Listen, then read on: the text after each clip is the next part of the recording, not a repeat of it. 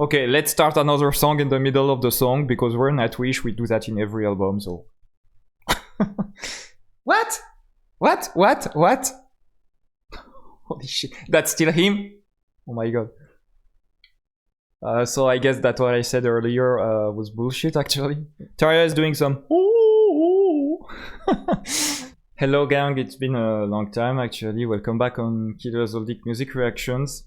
I'm really happy to be able to make a new video after like a lot of time. I think that the previous one that I've recorded was a Streets of Rage 3 OST video reaction. It was like 1 month ago, something like that. But before, the previous one was only at the beginning of the year. So yeah, this year was really slow in terms of new music adventure. But I'm back, and I'm back with some Nightwish. Guys, I know you are waiting for that. Let me show you what we are going to listen to today. So, Century Child album, which is the fourth one from Nightwish, even if actually I've listened to also a live album and an EP from them after listening to the 3 first albums. Do not hesitate to check my playlist videos for Nightwish so that you don't miss anything. And currently I also have playlists for Linkin Park and Streets of Rage OST, as I mentioned before. Anyway, so today we're back in 2002 for the Century Child album, which is actually, and I know you were waiting for this new member to show in the band, the first album with Marco Hietala. You told me about him in the comments. So he's going to be the replacement bassist as Sammy was kicked out from the band. But you also told me that he's going to sing with Tarja in some of the songs, so I can't wait to discover him. And the rest of the roster is the same, so we still have Tarja that I mentioned singing, Tuomas at composing music and at the keyboards, okay, Empu, who is the guitarist, right, and Yuka as the drummer.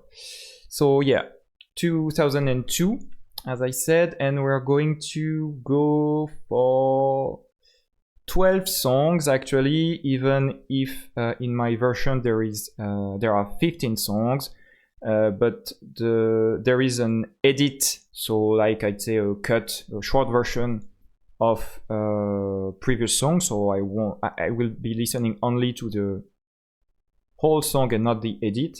And there are also at the end of the album 2 live versions that I won't be going to listening today. So yeah, I'm going first to say something about the channel itself, because it's actually 1 year that I've launched this channel. The first videos that was about Linkin Park was released at the beginning of August 2025. So thanks for supporting me during this year, even if I had a period without, with low activity, I mean. And yeah, almost at 100 subscribers as I'm recording this video. So yeah, I'm happy to be able to reach that milestone soon. And as I told already, thank you everyone for your support. It's very pleasing to be able to discuss with you in the comment section. So first, for this album, I'm going to read you what is written behind.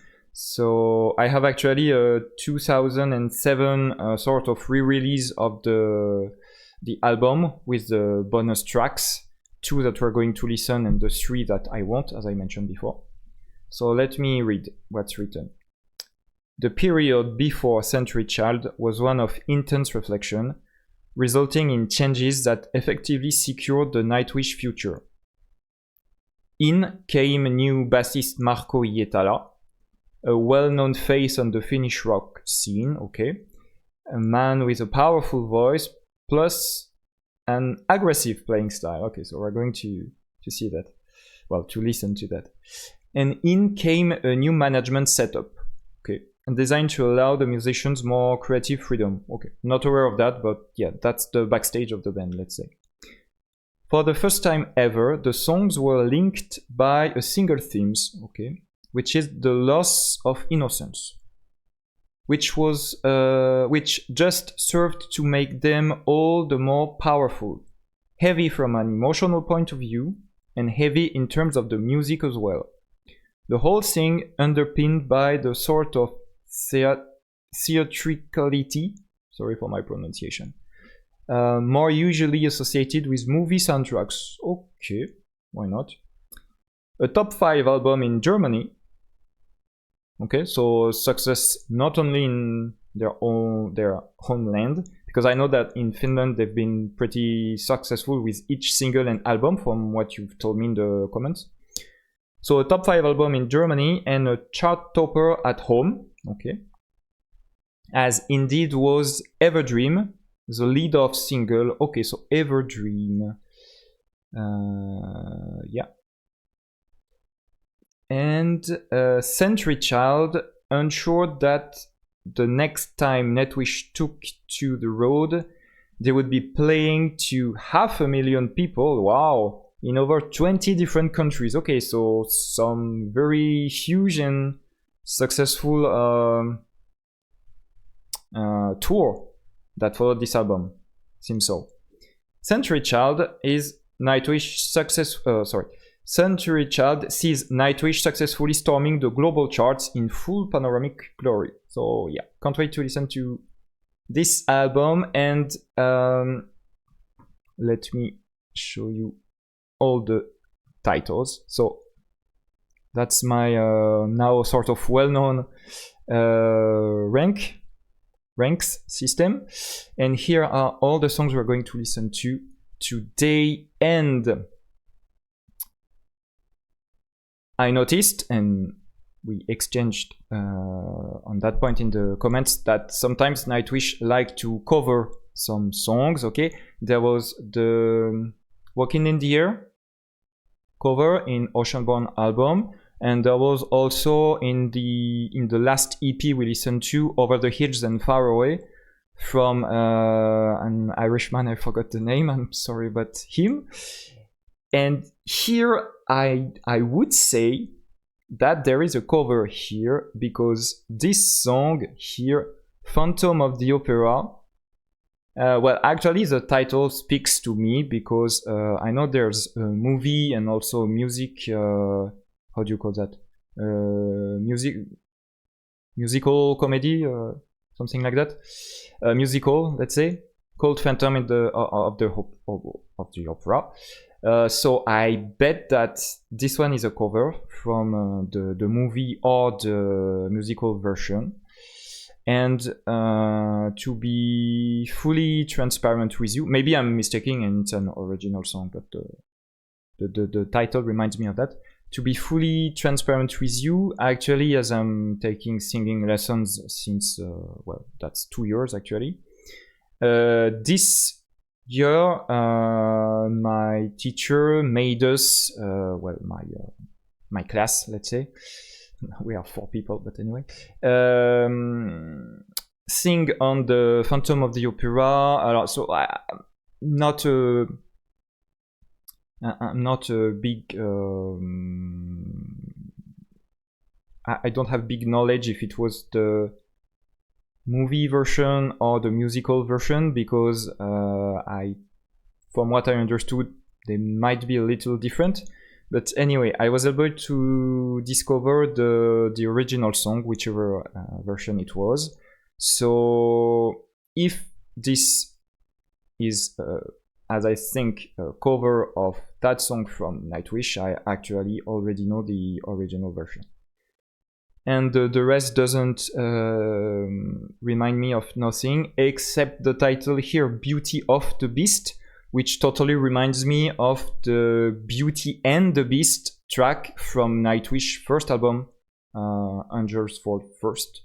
That was actually one of the songs that I I think was from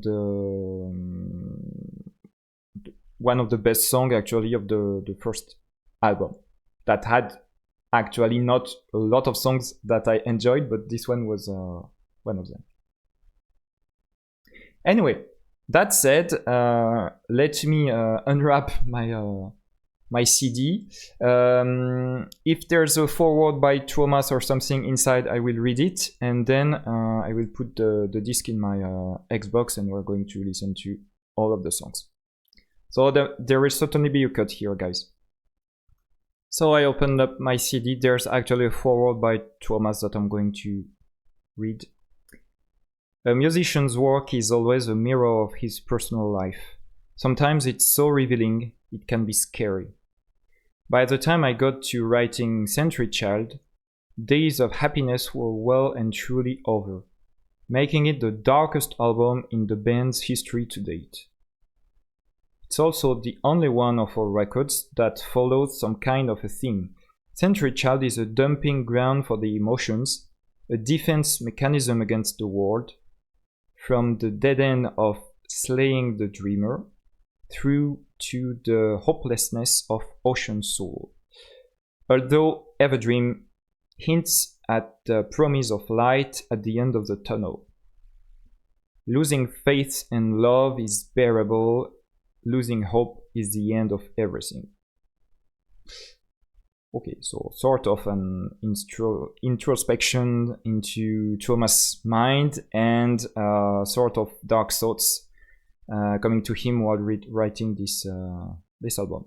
Okay, so let's go. Going to insert my CD in the console, and there might be a second cut, but once we start listening to the album, there won't be any cut anymore. Okay, the CD is in the console. Let's listen to the first track. It's called Bless the Child. Let's go.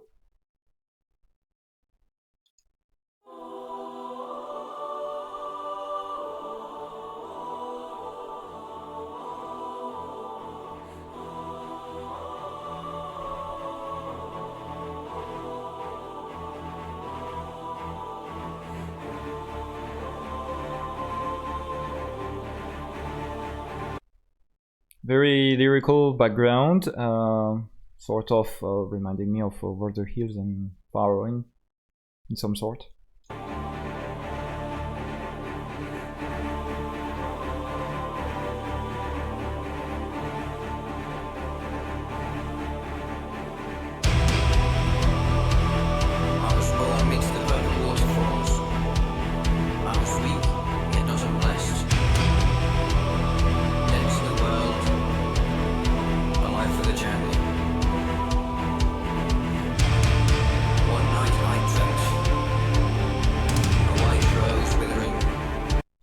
I mentioned it a lot of times. I'm not a huge fan when they talk in the songs, but I like the contrast between the voices and the beat.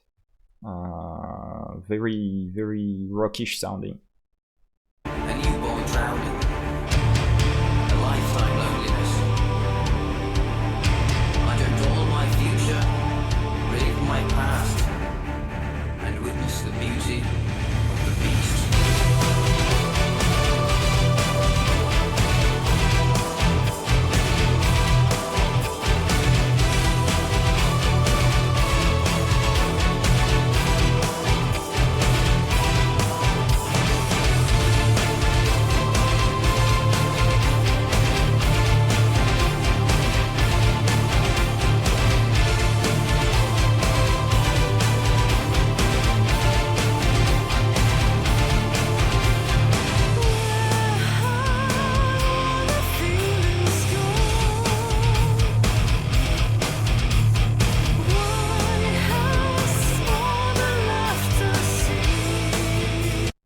She's starting with a sort of light voice. I was expecting something more with more force, you know, more resonance, let's say. Yeah, interesting.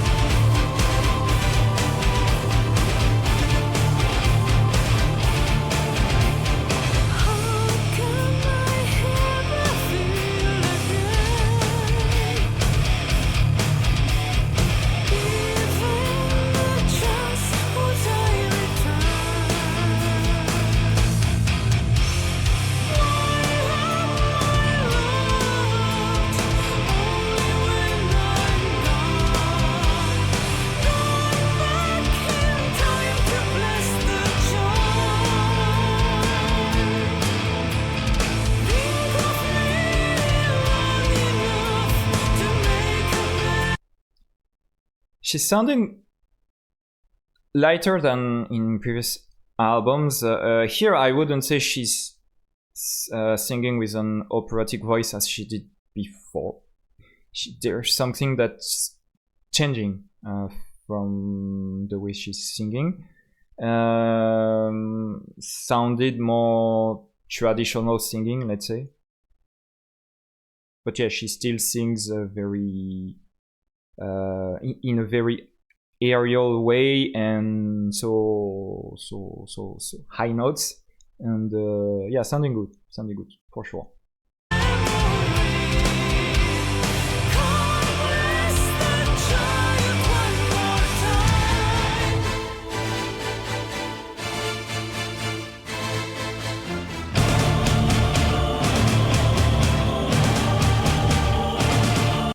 Okay, back in the opera.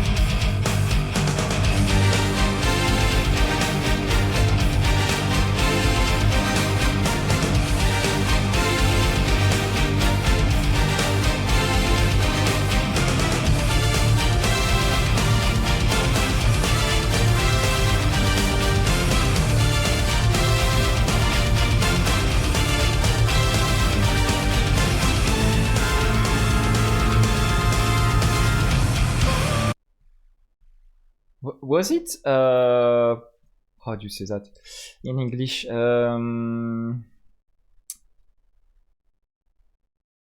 Instruments like sax or horn or wind instruments, let's say. Not really sure, but anyway, yeah, Taria is here. No more sounding operatic, except when I mentioned opera is back, it was like a background vocal, let's say. But yeah, she's sounding like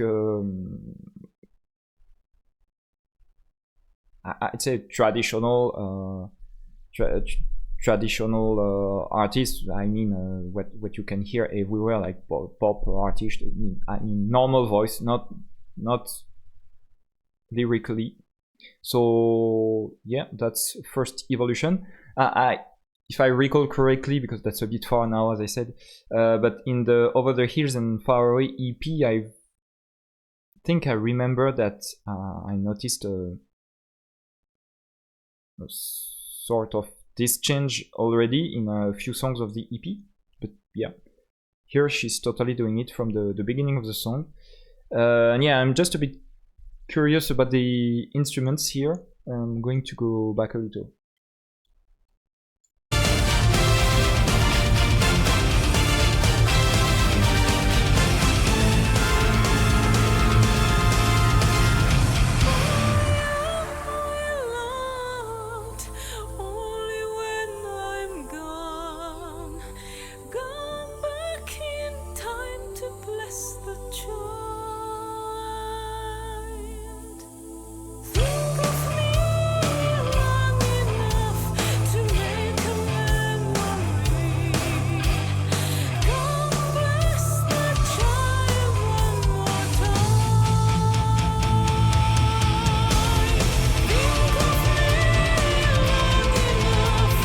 Yeah, the composition is really good because I like how the heavy riffs just meld together with the piano lines, and also her voice that is singing more popish is a bit strong, but I mean she's singing as a modern singer, let's say, and not like an opera singer. That's what I mean. And everything is very cool together. So yeah, enjoying this song so far.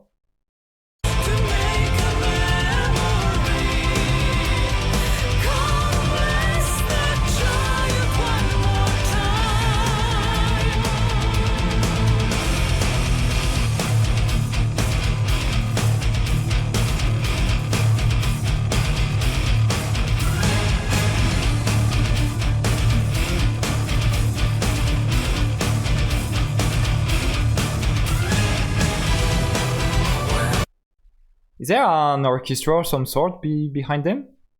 Because there's a lot of instrument. I mentioned sax or horn. That's not the instrument, but I mean that's the category of instruments that I recognized. Yeah, I wonder. The arrangements seem to include a lot of instruments, not only bass, guitar, drums, and piano. Sorry. Why is it the deadliest sin to love as I loved you? Now I'm blessed, those good time. Seem to be free from care, from human pain. My tale is the most bitter truth. Time pays us, but with earth and dust and a dark, silent grave. Remember, my child, without innocence, the cross is only iron. Hope is only an illusion, and ocean souls, nothing but a name. The child bless thee and keep thee forever.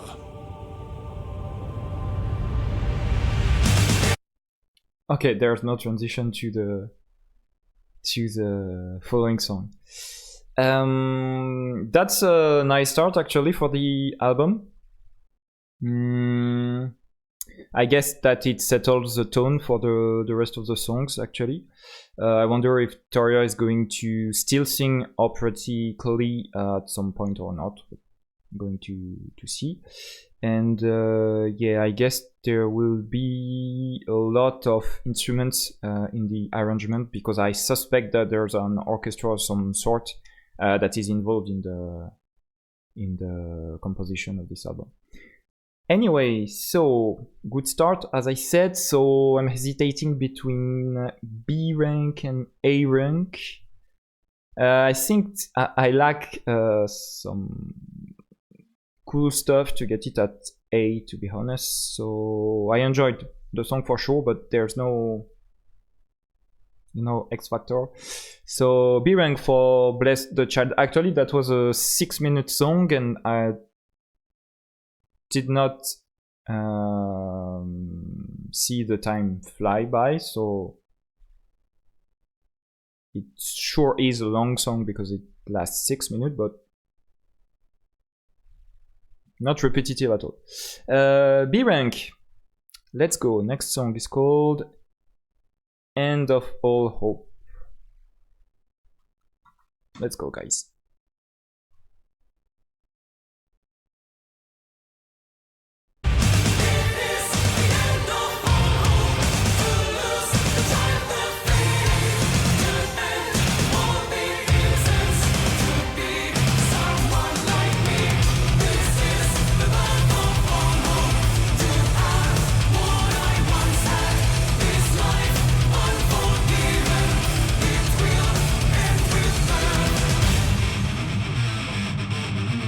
Straight to the point. Wow, that's starting so fast. That's very catchy, actually. I'm going to go back to the beginning. Actually, I want to listen to it again, and then we'll go with the next part. But yeah, that's, and there's a bit more, I'd say, operatic sounding in the voices at the beginning.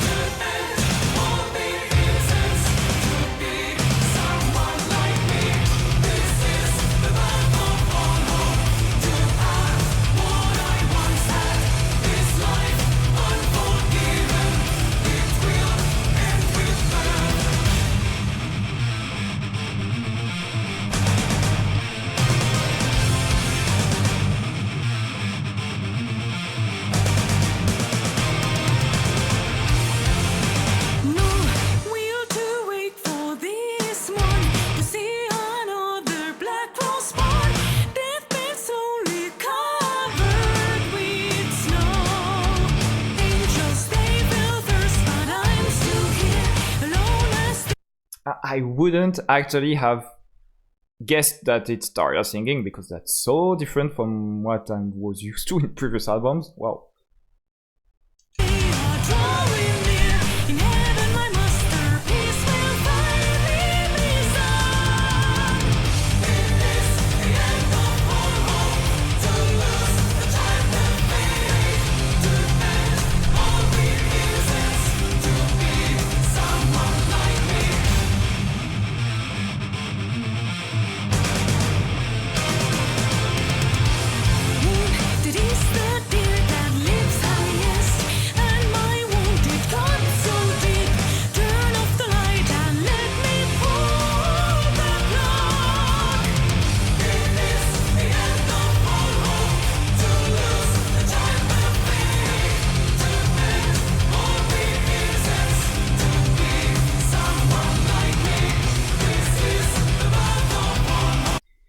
This chorus is really catchy, and it's already the third time we're listening to it. Right now there seems to be some variation in the music behind. We might go to a bridge section or something. But yeah, the verse was really light, and she's singing as a pop artist. I mean, with a normal voice and not a lyrical voice. Or, as I said, I never have guessed it's Tara. The chorus is more a lookalike from what we heard before and what I'm accustomed to in their music, though.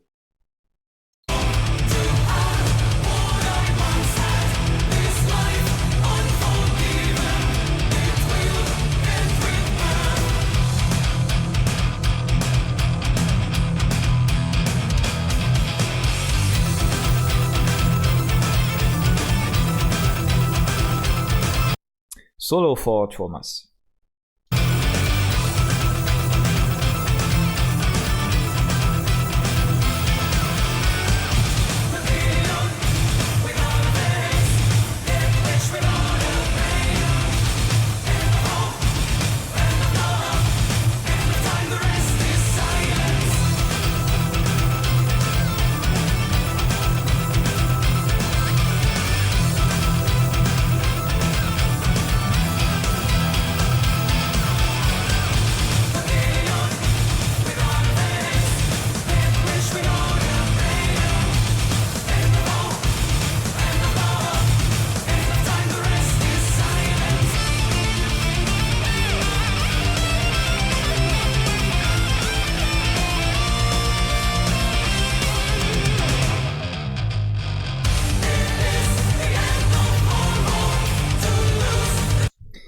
This song actually has quite a strong pace. It has very few moments of when the pace is going down. Actually, there was just a short solo from Empu because sometimes he goes for a very long time. But yeah, still on track actually. Less than 1 minute to go. Okay, seems a good song. I have a lot of hopes for End of All Hope, you know.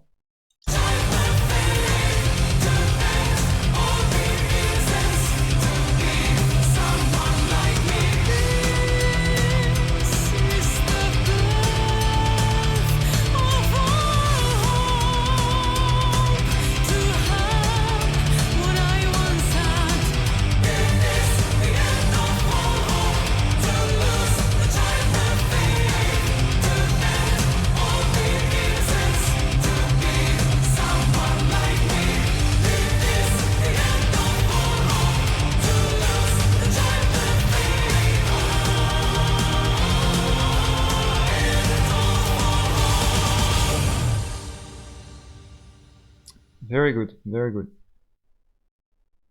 Okay, let me pause it. This time there doesn't seem to be a transition to the next song. Yeah, I like that song. I think that's going to be an A rank to me. It was a tiny bit repetitive because there's there are really a lot of choruses repeated, and very few verses. That's kind of weird, I'd say, for song composition. But anyway, I liked what I heard. The riffs, let's say, the heavy guitar parts, and the choruses that sound more like the previous albums, and Tarja going more operatic. And the parts where she isn't, as I said, couldn't recognize her voice. Anyway, that was a nice piece of music, and of all hope. And so the next one is called Dead to the World, and I always check sort of the duration of the song before. Okay. 4 minutes and so on. Okay, let's go. Dead to the World. All the same, take me away. We're dead to the world.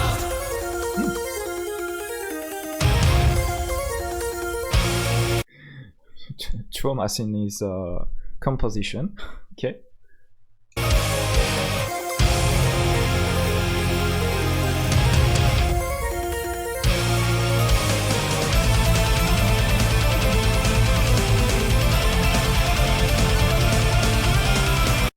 His keys are sounding very much like a harpsichord again, like I mentioned in previous albums. I think it was Oceanborn, or I don't remember which one it was, but going back a little.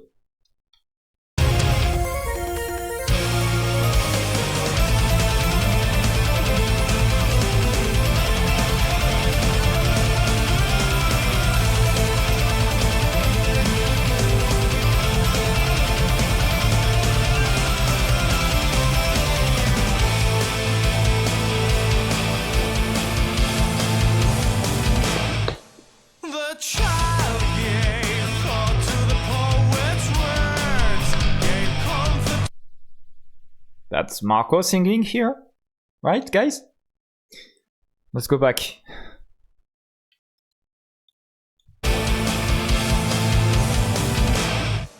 The child gave thought to the poet's words, gave comfort to the fallen.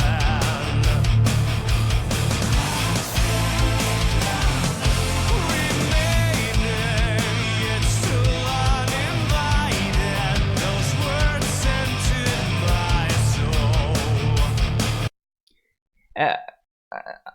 I don't know what to say. My first impression was that his voice seemed a little bit light, but then went the low parts of his singing at the very last part of each sentence, where he goes lower, and there I felt more power in his voice. So I cannot really say. I'm not shocked in a positive way right now. I'm just waiting to hear more before I decide how much I like how he's singing. Okay.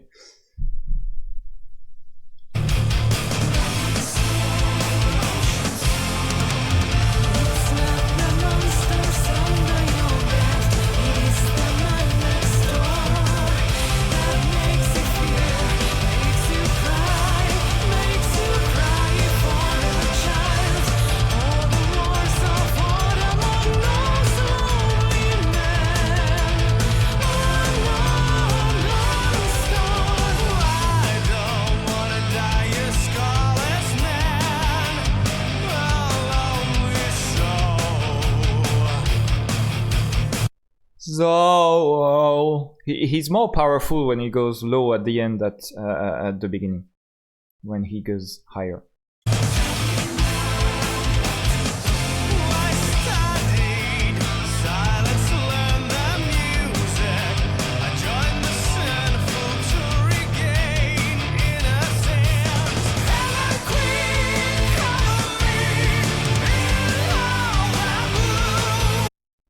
Holy shit, that's still him? Oh my god. So I guess that what I said earlier was bullshit, actually. Let me go back. I was so surprised.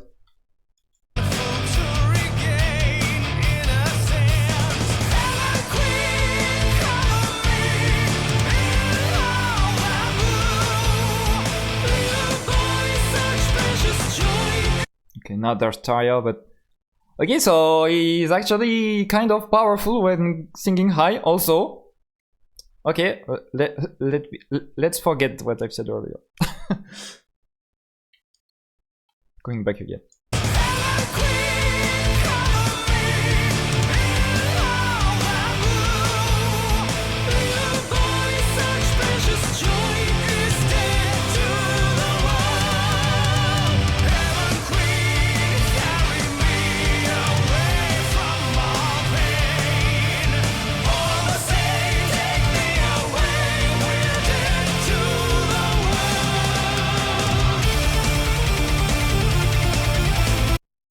Yeah, that's actually kind of good to hear too when they're both singing at the same time.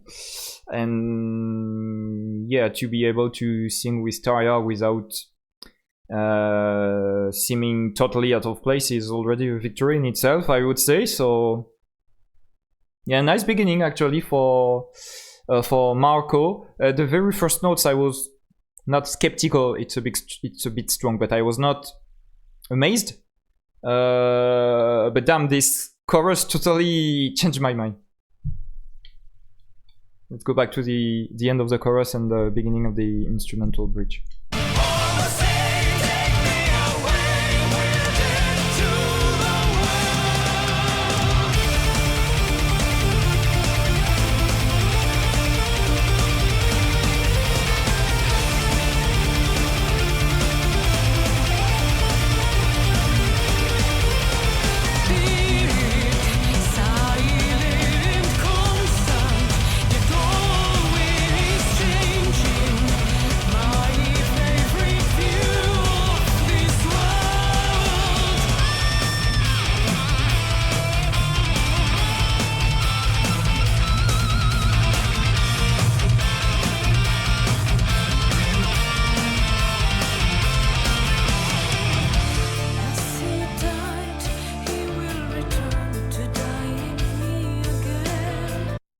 Guess that's a cute part of the song now.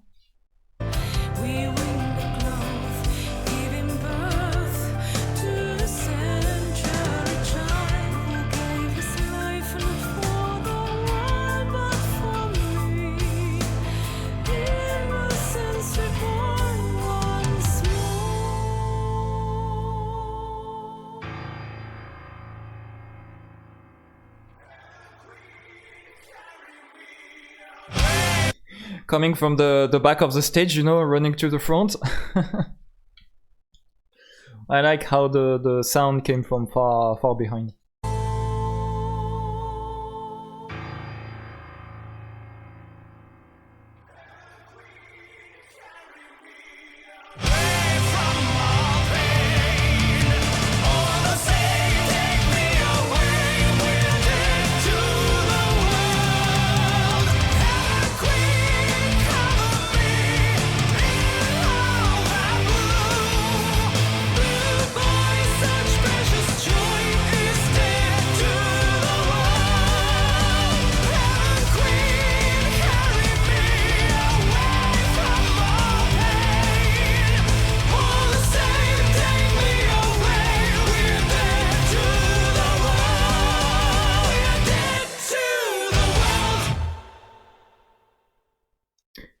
Okay, very nice beginning actually for Marco. I was not amazed by the first note that he sang, as I mentioned. I had to wait the chorus to discover his power, his resonance in high notes, because he's singing actually pretty high. That seems pretty high actually. And yeah, that's going to be interesting to hear him singing other songs. I guess that's not the only one where he will be singing. Actually, if Phantom of the Opera is actually a cover of the song I Know, he will be singing in that one too, for sure. But anyway, yeah, interesting. And also, their voice seems to meld together kind of good. So it's always the same question with Nightwish: is it a A rank or a B rank? It's sort of always the same question.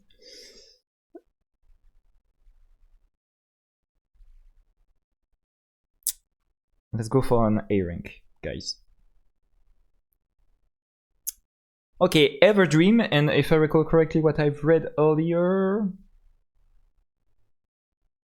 the lead-off single, yeah, that's the lead-off single. Let's listen to Everdream.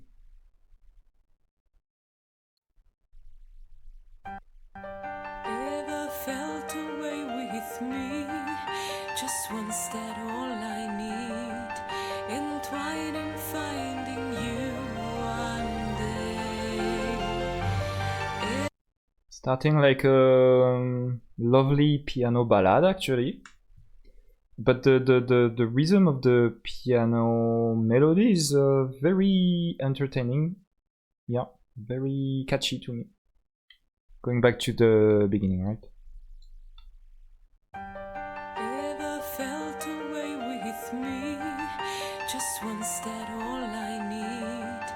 Entwined finding you one day. Ever felt away without me? My love would lie so deep. Ever dream of me?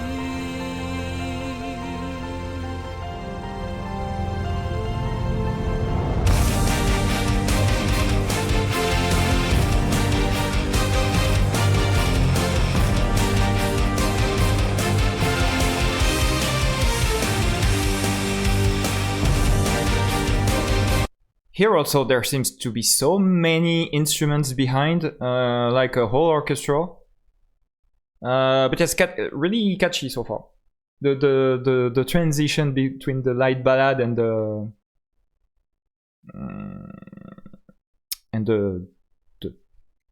rest, let's say the true beginning of the song, let's say, was really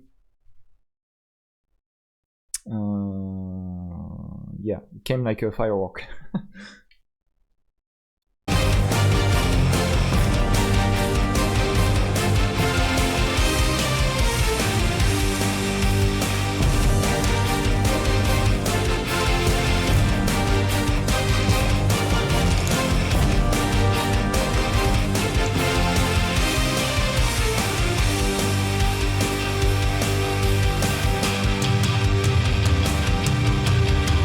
Would you do it with me?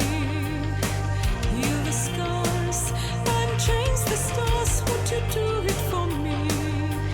Turn loose the heaven within. I take you away. It's weird because I don't know if it's going to be a ballad or powerful song. The beginning was a piano ballad, then we have more power involved, and now we're sort of in between. I don't know where the song is going actually. And sorry, I'm speaking while I'm eating. Passed away on a lonely day, but so far a teary cheek. My song can but borrow your grace. Never felt away with me. Just once, that all I need. Did I mention in previous videos that I like when she's singing high, and right now she's, so yeah, I think I'm going to enjoy. Let's go back. Can but borrow your grace. Never felt away with me. Just once, that all I need. Entwined finding you one day. Never felt away without me. My love will lie so deep. In a dream of me.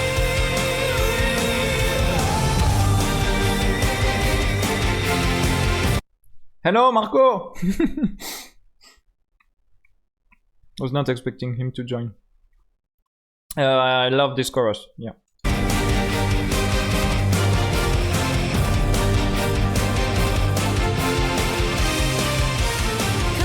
Come out wherever you are, so lost in your sea, giving for my touch, for my taste, for my lost.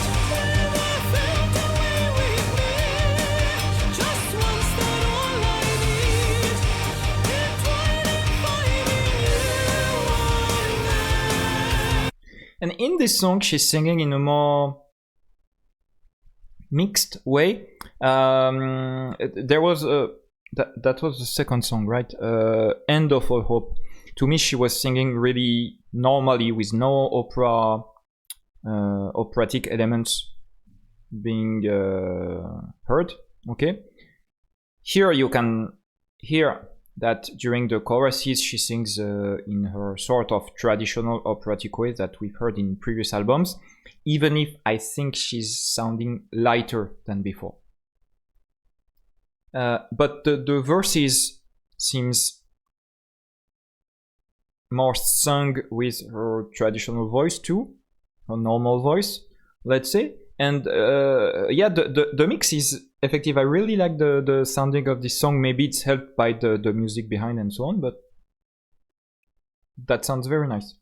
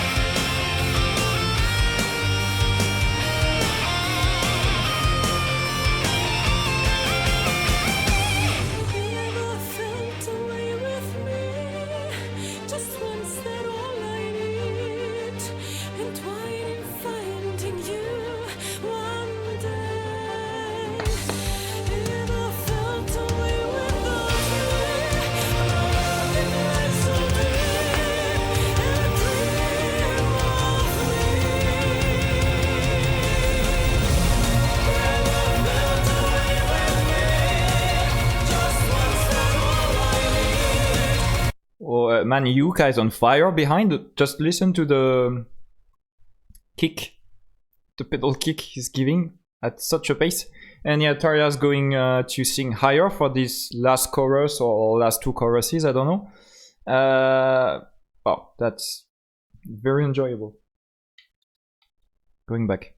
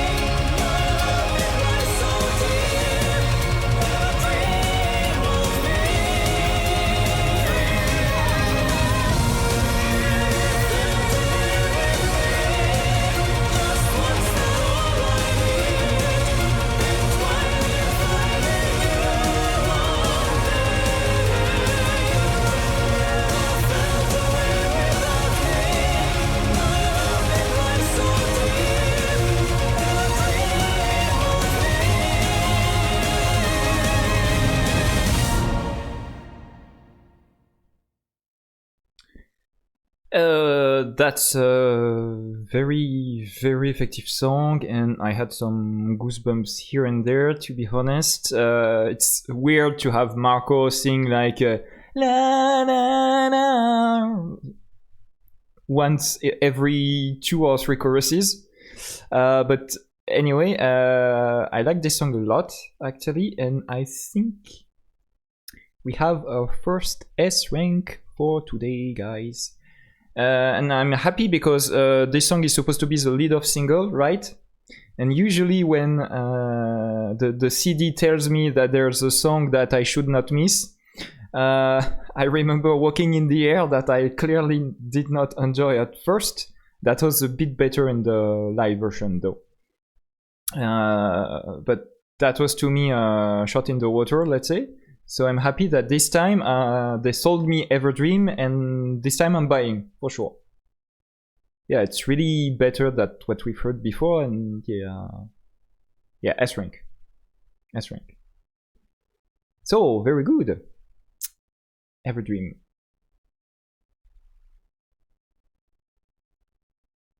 What can I say more? I don't know. So we're going to be slaying the dreamer during 4 minutes and 30 seconds. Let's go.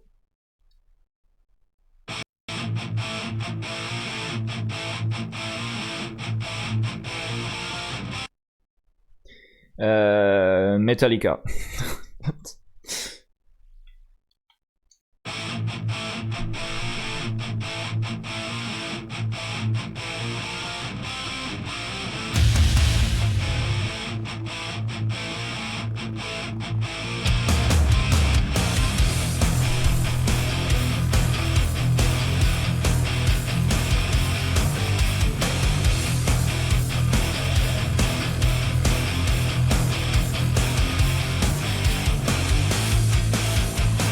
I'm a priest for the poorest sacrifice. I'm but a raft in the sea of sorrow, sorrow and grief. You bathe it in my wine. Tara's voice feels really expressive in the first verse until now.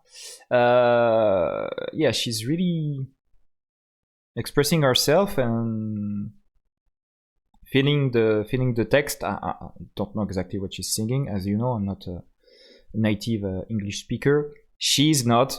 I know she's not. Also, but anyway, I do not catch the text, so that's why I very rarely talk about the message of the songs, because I don't get it, and I'm not reading the text on my computer or elsewhere, so that's out of my scope. But yeah, she's giving us some sort of emotions here, and that's different from when she always sang with an operatic voice in the previous albums. So interesting. Wondering where the song is going, as it started with a very dark atmosphere. So let's see. Drank from my cup of my rhyme. Your sweet tongue seeked my aching wounds. For a stake through my heart and drag me into sunlight. So awake for your grief as the flame the dreamer. Okay, back to the beginning, sort of. Yeah, there was these two intensity peaks, let's say. Ta-da-da! Twice. Oh, okay, why not? I was surprised for the first one, not for the second, of course. But yeah, why not? I'm not amazed, to be honest, but that's sounding cool for the moment. Swan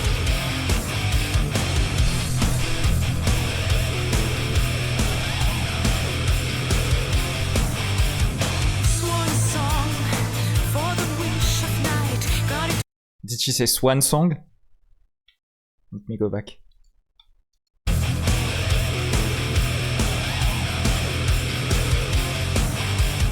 Swan song. Maybe she said that. I don't know. You tell me in the comments. I guess she's not referring to the Swan Song from Oceanborn album, of course, but that's funny to hear. For the wish of night, God it hurts. Give a name to the pain. Oh, grim, rose path to hell is growing weak. For the stake through my heart and drag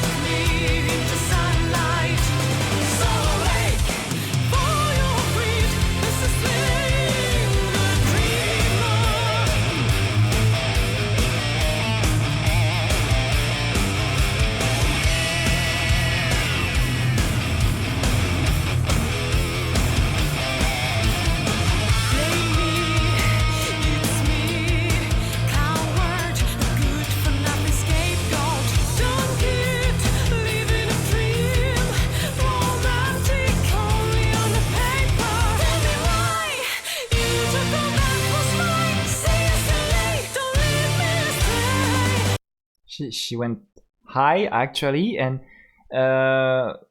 with this normal voice, let's say, I could hear that she's making some effort to reach that note, or at least that seems so to me. While if she was singing with her operatic voice and the way she's singing operatically from now, I think she would have be at ease to reach that note. I don't know, that's what I'm feeling. This one feels a bit forced or harder to reach for her than usual, because she always seems so easy to reach every note. I'm going back a little, but yeah, I was surprised that her voice went so high, because it seemed a bit forced.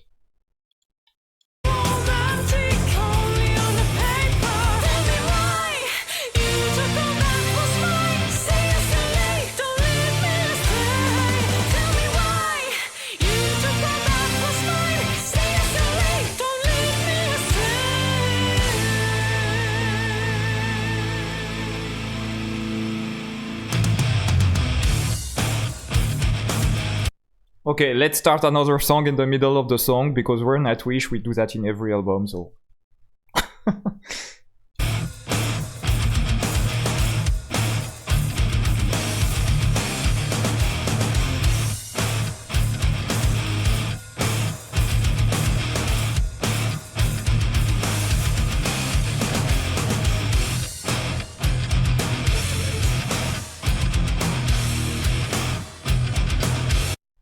That could totally be from a Metallica song, actually, this part. Same as the beginning and same as some other introductions. Of course, Metallica doesn't have a copyright, let's say, for that sort of bass lines and guitar riffs. But yeah, that's, to me, something very... well, something that characterizes their way of composition, so... that's funny to me to notice that Nightwish has some patterns that seem similar.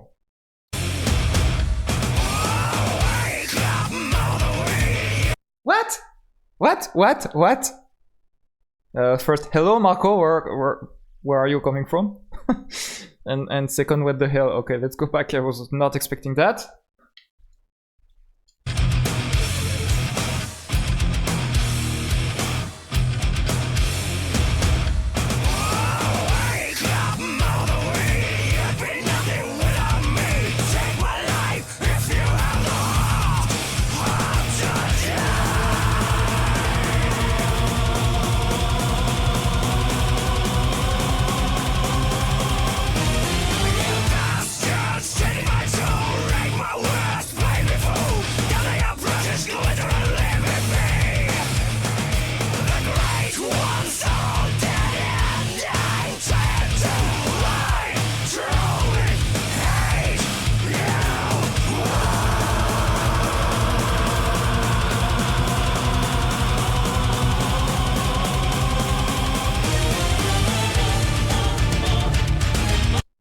Okay, I think we're just out of this weird part that I did not want to interrupt, because oh my god, that doesn't sound like Nightwish at all to me. That was, I don't know, a mix of let's say Rage Against the Machine and I don't know what. To be honest, that felt a bit awkward to me, but why not? That's breaking the image that I have from them. To be honest, why not? That's totally original, and I'm just feeling that it doesn't fit the song and it's coming like whatever. But anyway, there seems now to be a sort of operatic part starting, so I'm going back a little, but what I've heard, that I don't know if it was a breach part of that spoken, rapped, screamed, let's say, part by Marco was so weird to me.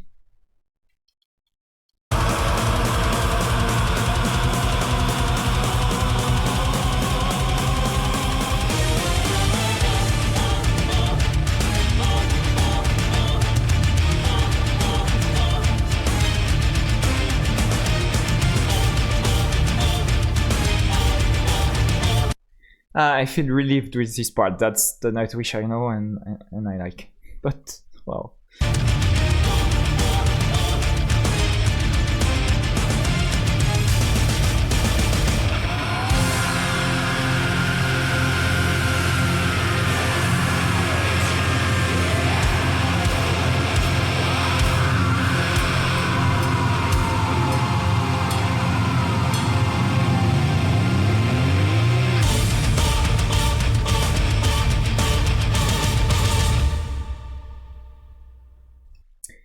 Okay, so the dreamer is Tarja and Marco is coming mid-song to slay her. That's my interpretation. So I don't know what I've heard, to be honest, and that's totally not going to be an S rank and not an A rank also. So that's B or C, because that's not bad for sure. I enjoyed listening to the song, even if the end was weird. It felt weird to me. Usually my B rank condition is, would I like to listen to the song again? If yes, it's B rank, and if no, it's C rank. I think this time the answer is no, so maybe a bit harsh, but C rank. I have so many questions for this song. If you can explain me maybe in the comments, or maybe with the lyrics. Actually, if one day I read the lyrics, I might understand, but that was weird, and the musicality of the song didn't help me enjoy it more. There was a sort of Metallica parts and riffs and so on that was kind of effective. Some operatic parts of Tarja going ho ho ho. I may make it very bad, I know, you can tell me in the comments, but that thing at the end just got me out of the song. So anyway, Forever Yours is the next song, and it's a short one for Nightwish because it lasts less than 4 minutes. Let's go.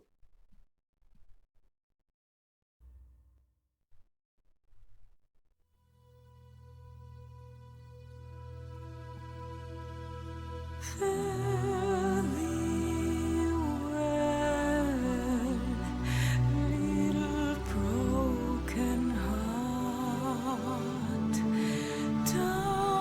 downcast eyes, lifetime loneliness, whatever walks in my heart, will walk alone.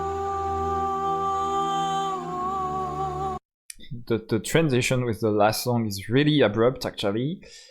She's nailing here the high parts that she's singing, because she's still singing very high, I guess, at the beginning. And yeah, in a more normal way and not operatic. I'm not going to say that and repeat it at every song, but yeah. Guess it's going to be a ballad.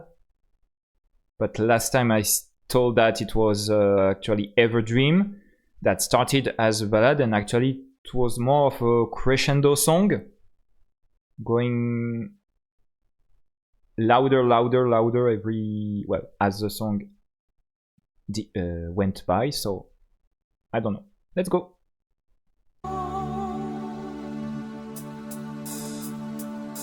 Constant longing for the perfect soul,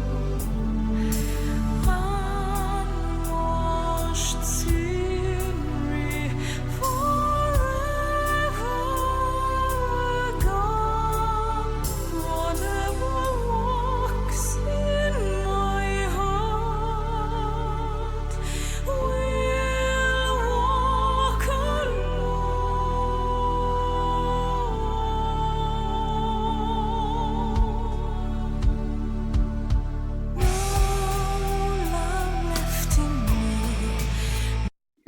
Yeah, it's definitely a ballad. They've just add the guitar here, but yeah, basically it's going to be something that will certainly look like I mentioned it before. The Howard Blake song, I mentioned it before. I can't remember the name right now.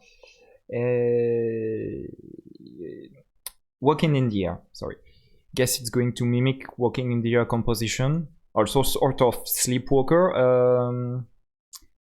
No, not Sleepwalker. Sleeping Sun, I mean. Sleeping Sun composition that started very light too, and then added some guitar and drums, but still very light. Or Swan Song also. Guess it's going to be that kind of song.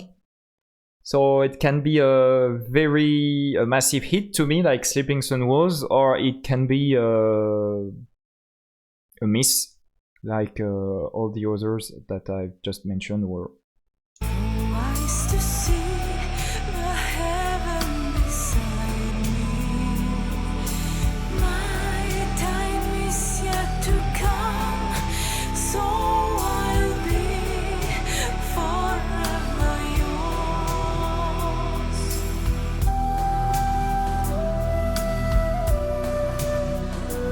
The flutist guy!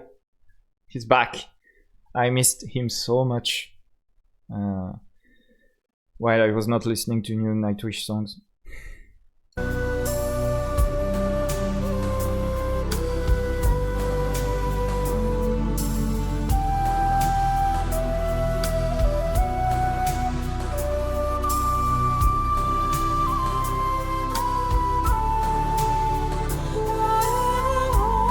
Walks in my heart, we'll walk alone.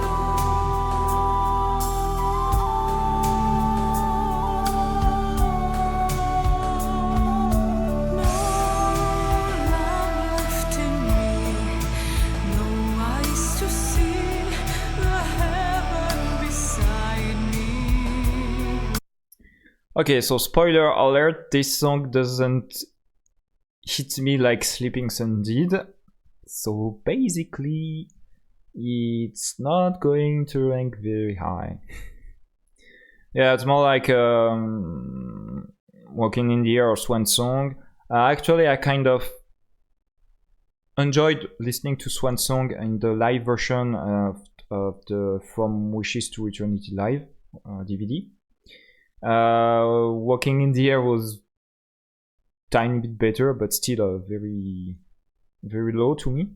This one will be between C and D, guys. My time is yet to come, so I'll be forever yours. No love left in me, no eyes to see the heaven beside me.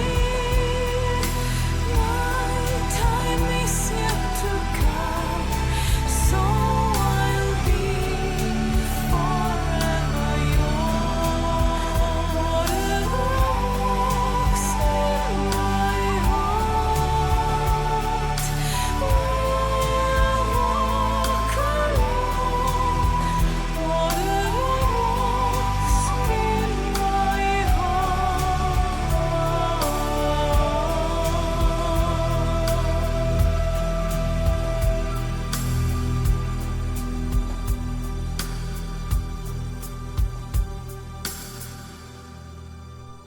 Definitely not my cup of tea. Definitely not, and this time I think that's going to be a D rank, and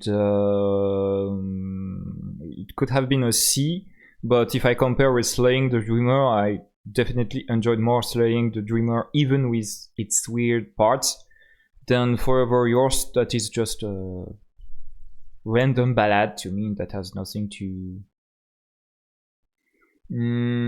bring, let's say, to the equation. So the rank pretty meh.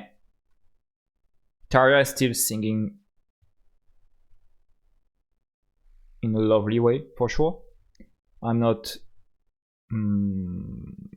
meaning that I found that she sings bad, because that's not the case. I just feel that the song is very simple and has not a lot to offer, and is kind of sounding repetitive to me at the end, even if it's less than 4 minutes, as I mentioned before. So not a lot to see on this one. So let's listen to Ocean Soul. It is a 4-minute song also. Let's go.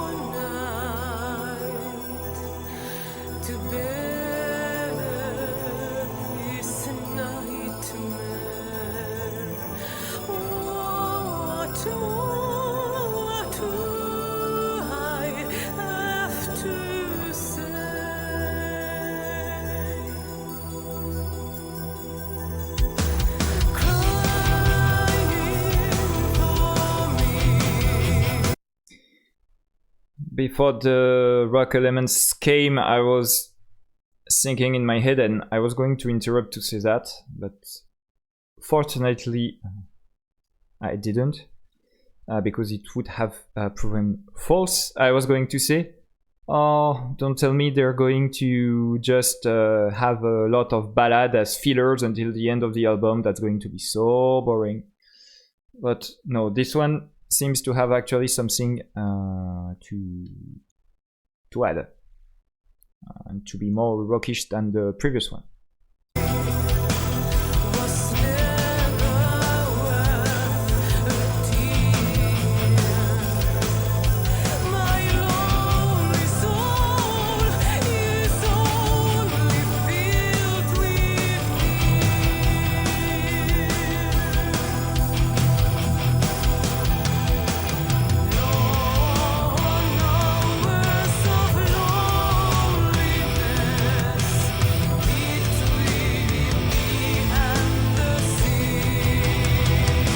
Yeah, just noticing that she's singing very low in her range from the beginning of the song.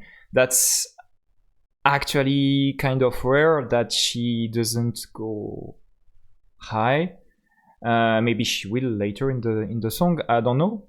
But yeah, that totally differs with a lot of Nightwish songs, just for that fact. And so that's why I'm mentioning it. And maybe that's why I'm still not a lot into the song yet, because usually I prefer when she sings high. Also, even if we are hearing some rock elements, as I mentioned, so some guitar here and there, that's still very light in comparison to a lot of songs we've heard before. There's not a lot of piano or keys either, not a lot of drums for sure, so yeah, I'm waiting for more. I'm waiting for more, actually.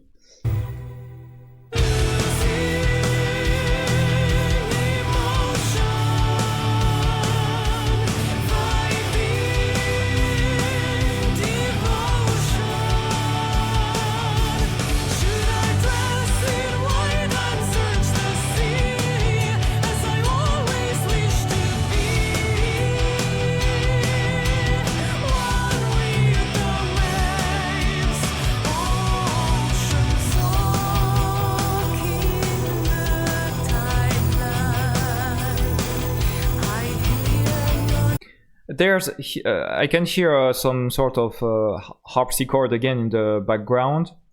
That's very, very light, and in the second layer of the instruments, though.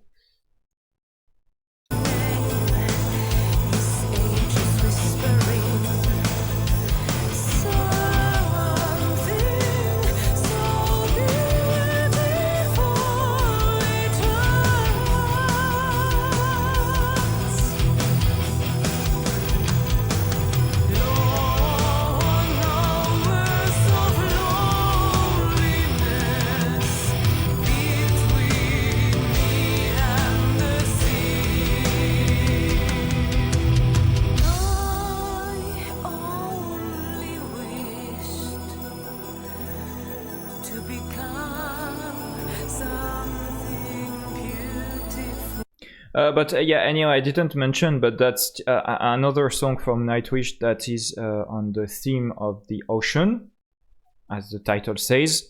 There's also the song called Lagoon that might maybe have some elements to add on this theme.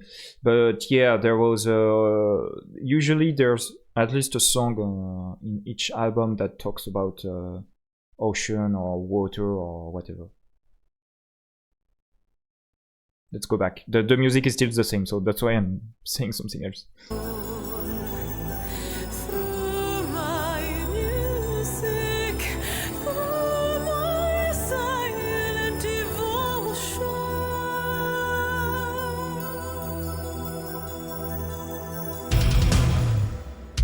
losing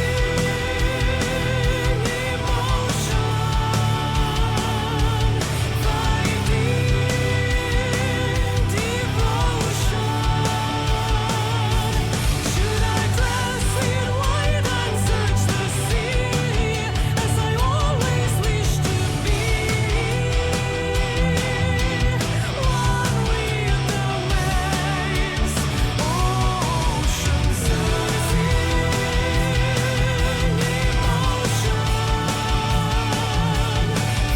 finding devotion. Should I dress in white and search the sea, as I always wish to be? One with the waves, ocean song.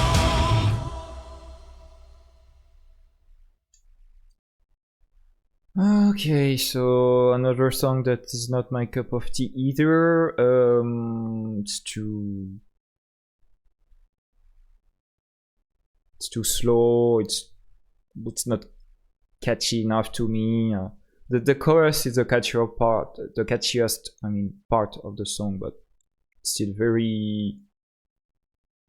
It doesn't compare to the other songs that I ranked at B, A, or S. So I enjoyed it still a bit more than Forever Yours, but that's going to be another C rank, guys, because it's not my cup of tea. Feel For You is our next song.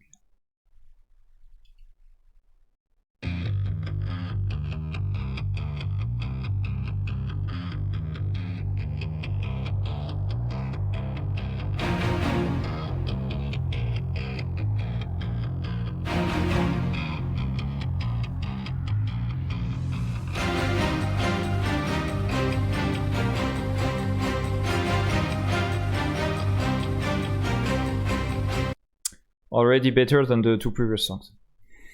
Just with that.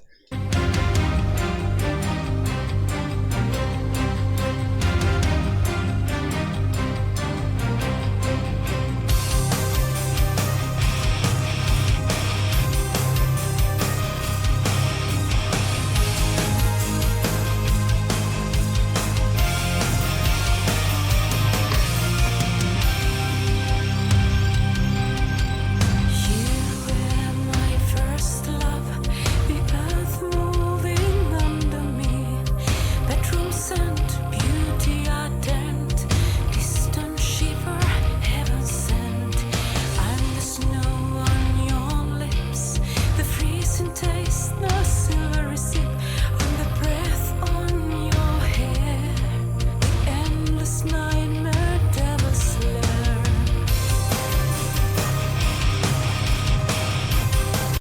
The verse that we just heard, yeah, I guess it's not the chorus, but anyway, still felt like it's going to be a ballad to me, though the instrumental part seems a bit heavier, and entertaining. So I don't know what to think currently. Don't know where it's going to go. If it's going to be a light, well, if the most of the song will lean to the light side of the force, let's say, or going to lean to the heavy side, I don't know.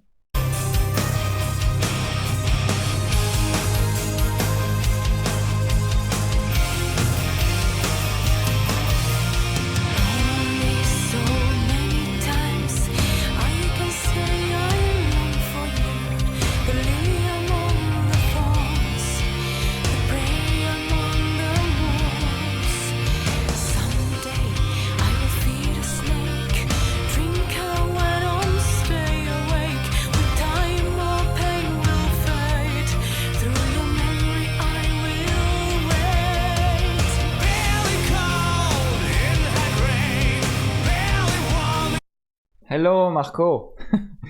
Okay, he seems to be bringing a louder part as he's starting to sing. So seems he's going to bring back this song to life, because 2-Bit was sort of dying currently. But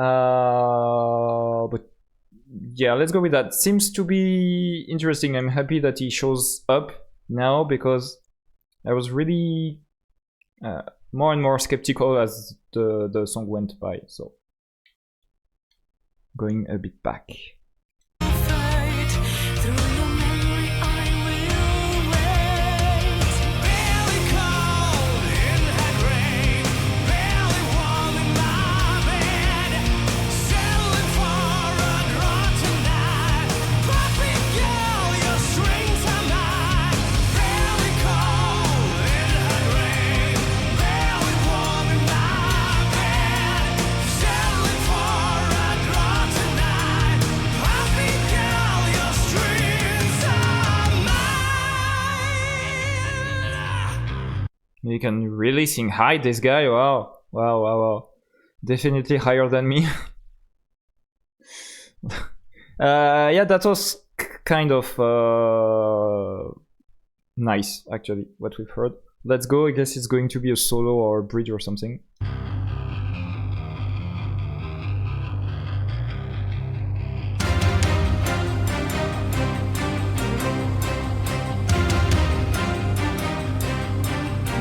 Okay, or looping back to the beginning, actually.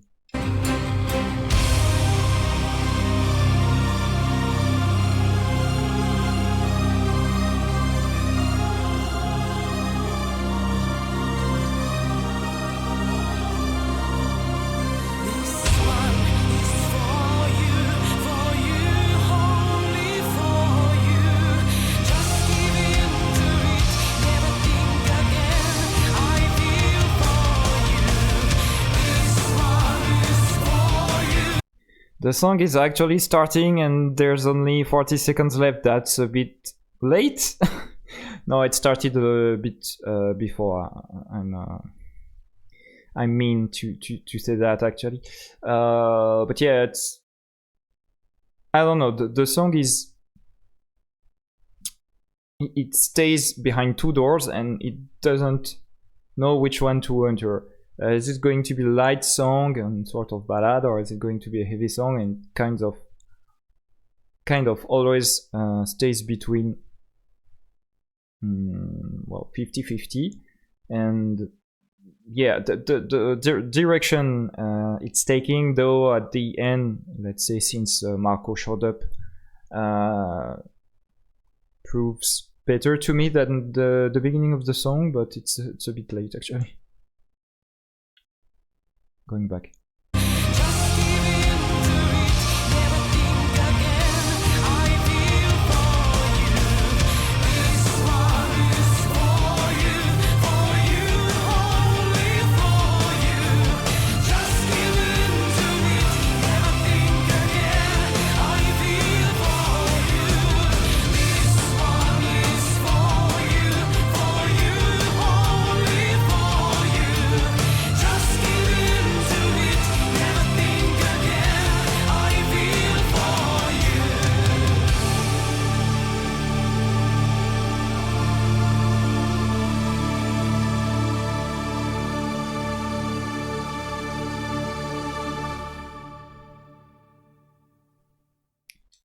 I'm a bit annoyed with this song because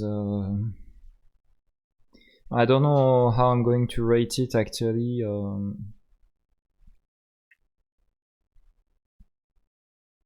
No, I say I don't know, but I know it's going to be another C rank, to be honest, because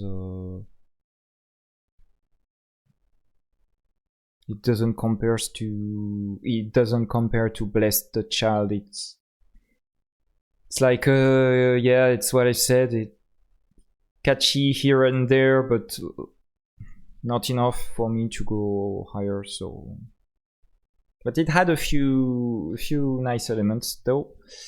And yeah, maybe it could have sounded better to me. with some changes. But anyway.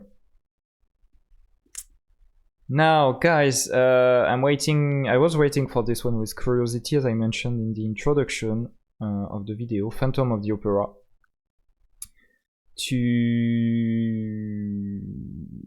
because I wanted to know if it's a cover of the one from a movie or a musical, because I don't know which one is the original one, and I think there's slight differences between the musical version and the movie version, and also because I had to sing the male part of that song during some singing lessons this year. So I actually know the original song, and to be honest, I still don't know if it was the movie or the musical version, because I didn't remember, and I sort of didn't care because I discovered the song. So anyway, so yeah, Phantom of the Opera. So might be a cover. I guess I'm going to know very soon if it looks like the song I know, and yeah, let's see. So certainly we'll hear Marco, as it's a duet, or maybe I'm totally mistaken and this one is an original song of Nightwish, but that shares its title with another song. Anyway, let's go. Phantom of the Opera.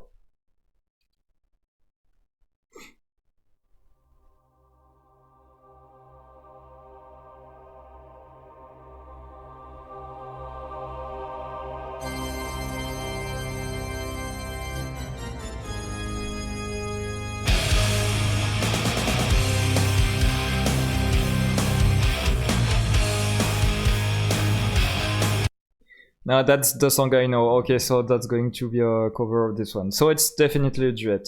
And we'll hear Marco again. In sleep he sent to me, in dreams he came, the voice which calls to me and speaks my name. And do I dream again? For now I find. Yeah, I like how they arranged the guitar and drums behind so that it sounds more rockish, and also, of course, with a title as Phantom of the Opera, I can now hear Tarja singing more operatically than in a lot of songs of this album. So her voice feels more than what it used to feel in previous albums.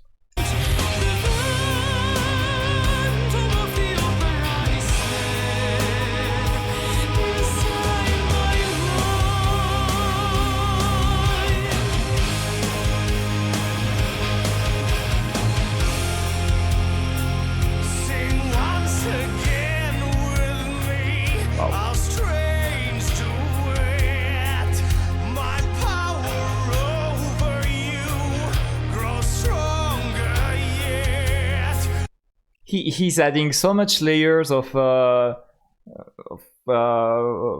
strings in the voice, sort of you know, some sort of roaring. That's funny. That's interesting. Totally interesting.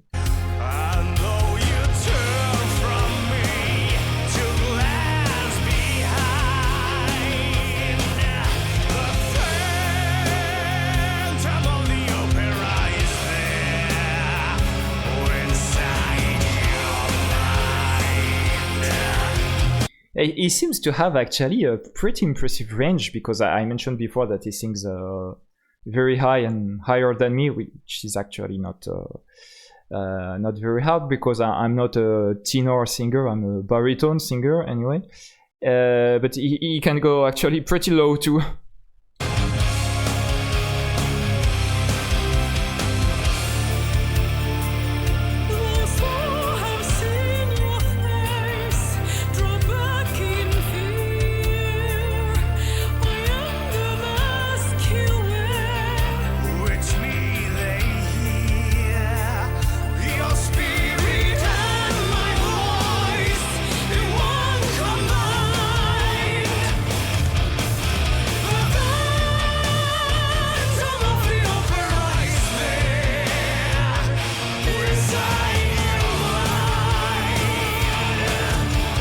Yeah, their voices still go well together, actually.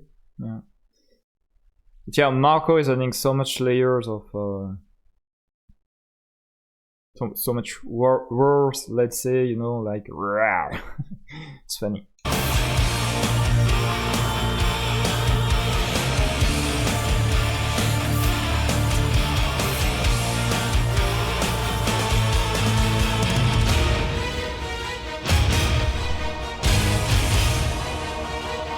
When all your fantasies, you always knew that man of mystery. We're both in you. And in this labyrinth, when night is blind, the phantom of the opera I see.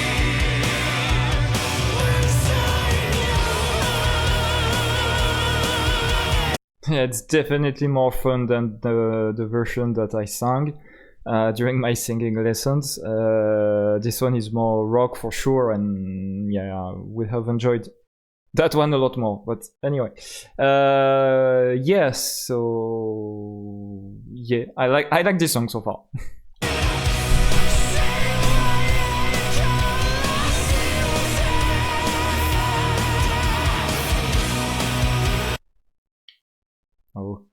Okay, let's listen to that again. That was so high. Phantom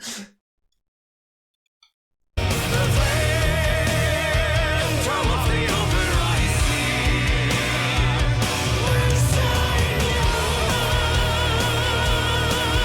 see. Here also he did sing high. I didn't catch it the first time, but he did. Whoa.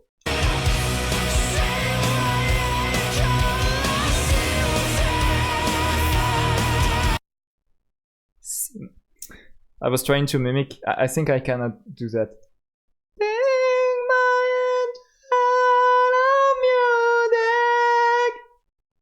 I can reach that, but that's so fucking high, and I cannot reach that with power because I'm already in my head voice, and I think he's doing it in his chest voice, or at least let's say mixed voice, because I guess he's not in chest anymore, and he has to use his mixed mechanism to add so much power. Okay, I guess the guy can go really high. And I hope that I didn't break your ears when I just tried to mimic this. I tried to go less close to the mic, but I hope that I didn't break your ears. Let's go!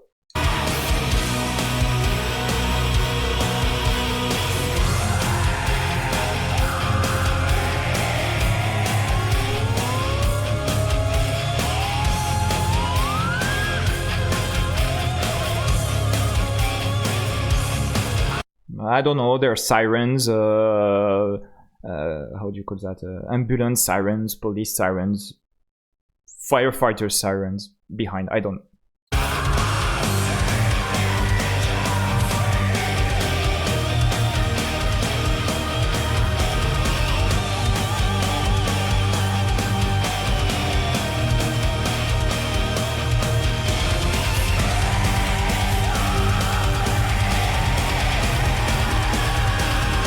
That's totally not even in the second layer of what we hear, but maybe in the third or fourth layer, but he's screaming from very far away, but that seems to be loud, but we cannot hear it because it's so blurred with anything else.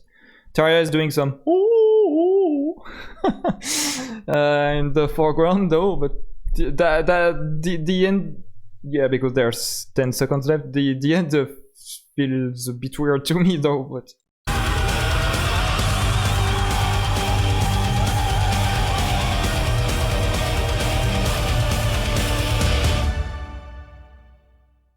okay.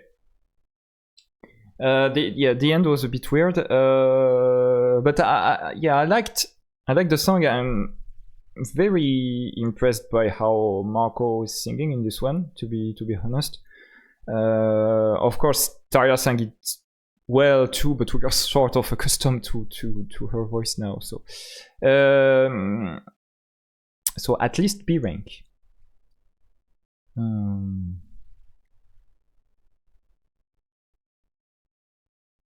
The music arrangement. Oh, sorry. The music arrangement too was kind of neat. I don't know, B or A. The end is weird though. B rank. B rank feels a little bit low, and A rank feels a little bit high. So I don't know.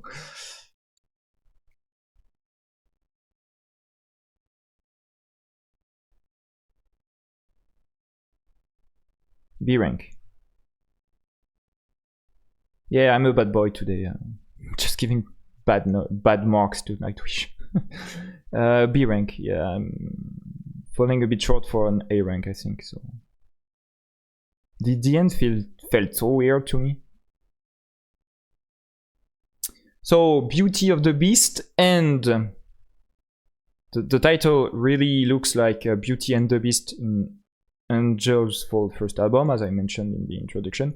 But what I did not mention is that the song is lasting 10 minutes. And it's actually, the CD actually tells me that there are 3 parts inside it, but I don't care.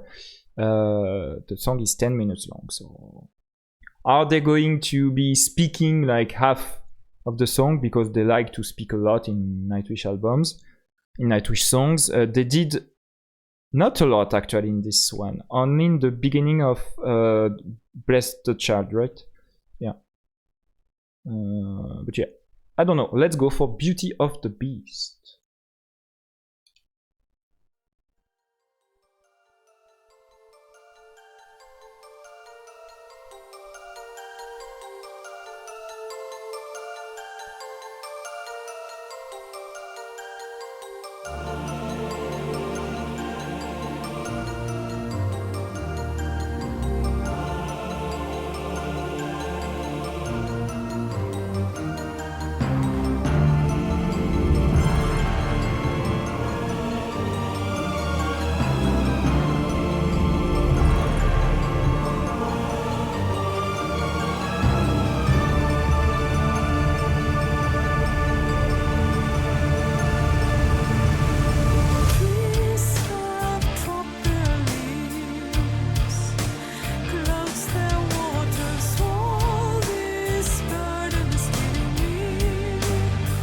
If you tell me this is a 10-minute long ballad, I'm going to sleep in 4 minutes during 6 minutes.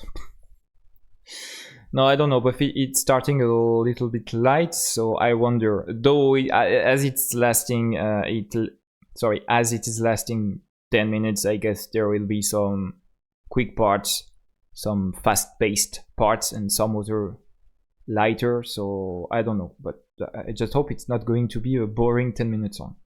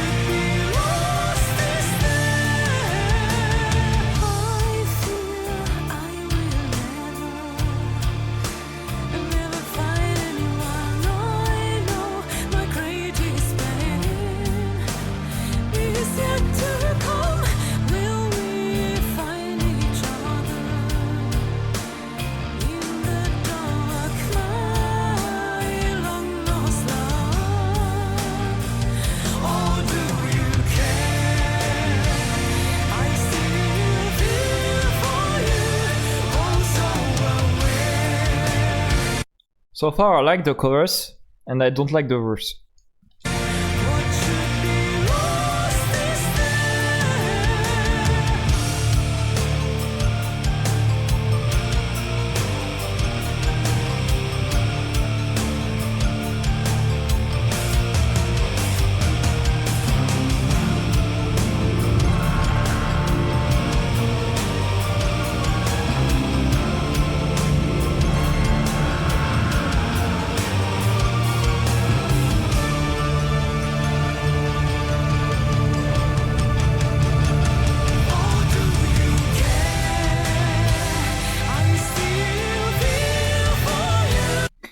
Okay, so there was an instrumental part that ended with a ta ta ta ta ta ta ta from the drums, and then we're back to the chorus, but a bit higher.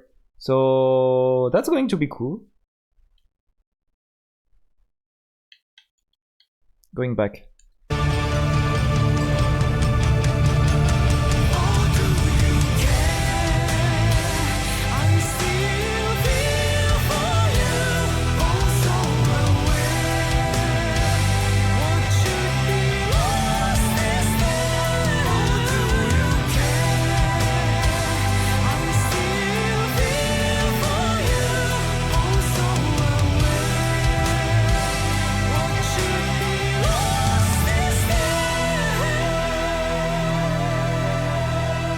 Reaching some high notes here.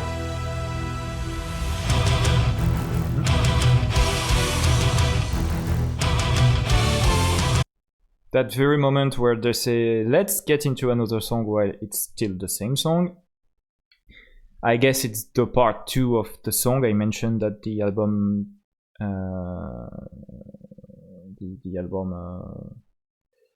summary, let's say, told me that there are 3 parts in this song. I guess this one is the second one.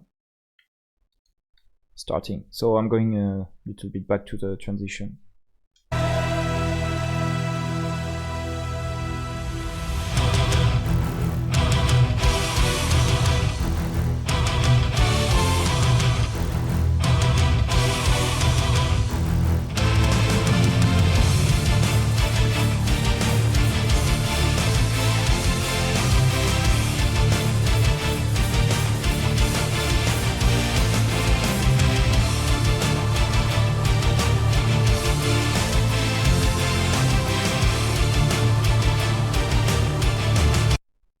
Okay, first thing is that it's actually not a 10-minute boring song.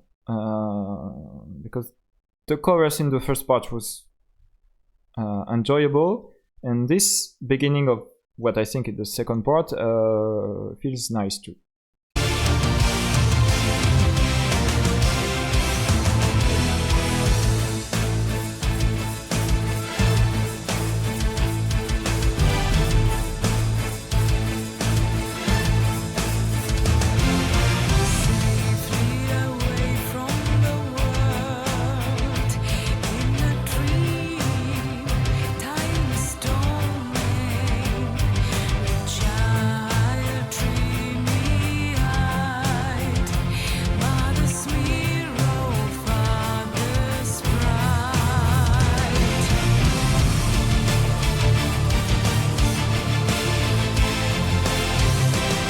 Seems they're adding some more layers of orchestra here compared to the first instant of this pattern that we are currently hearing.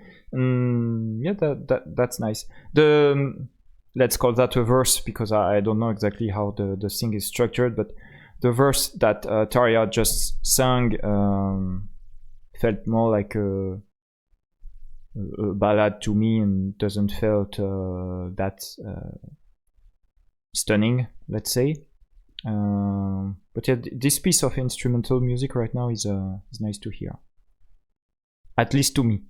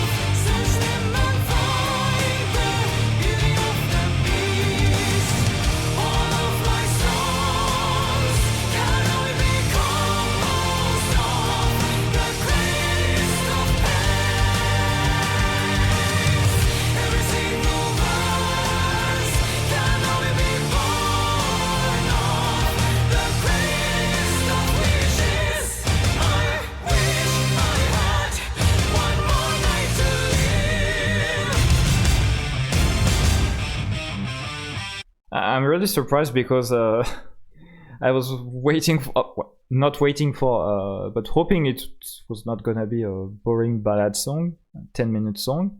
And actually, the more it goes by, the more it seems to add rock elements, and the more it becomes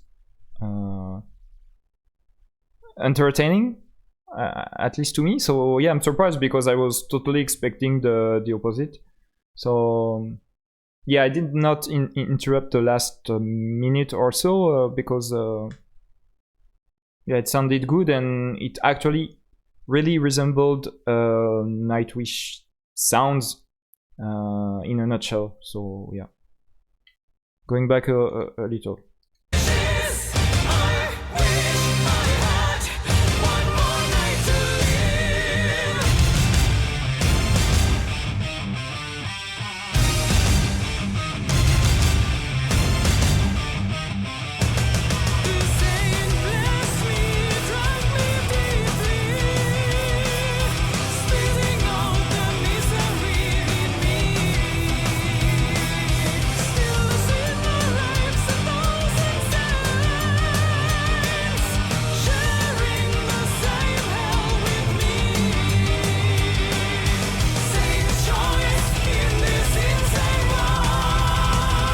Man, Yuka is on fire here.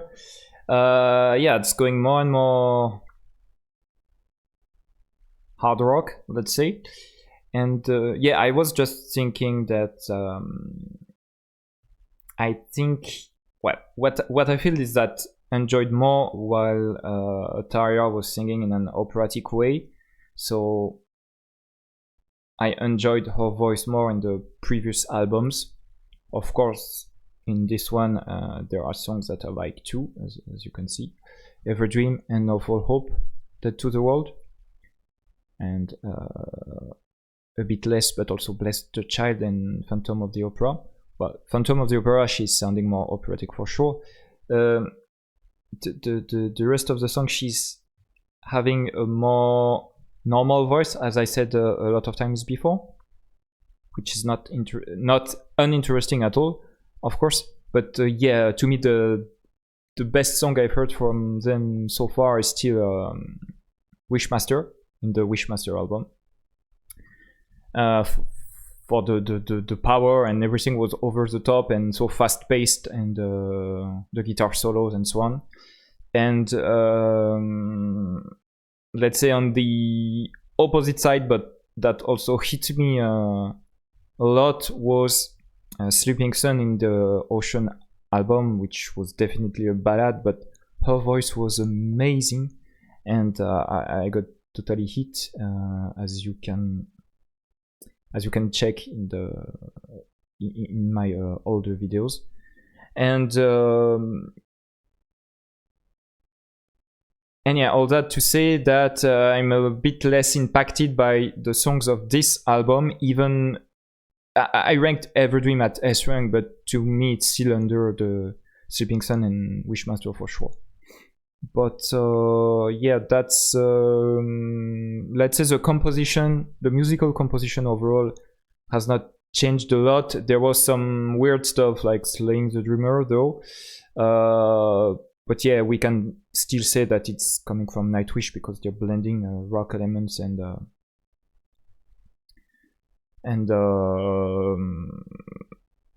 not operatic voice, but let's say orchestra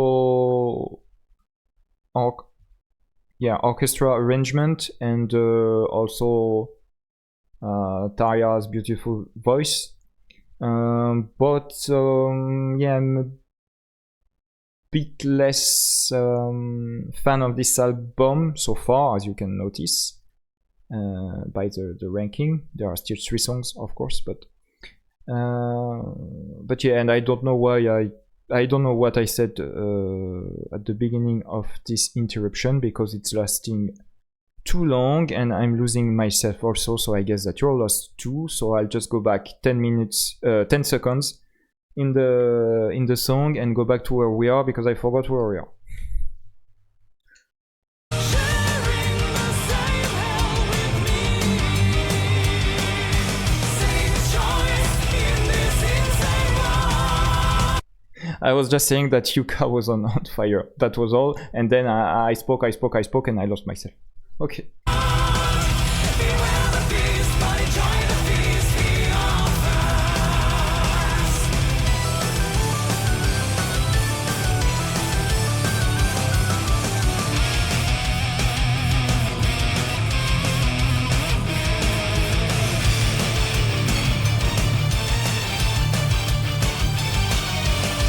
Also, I feel that Empu overall had less long solos than usually, right?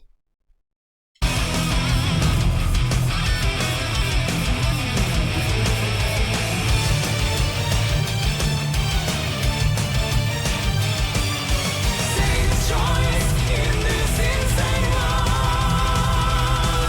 Beware the beast, but enjoy the feast he offers.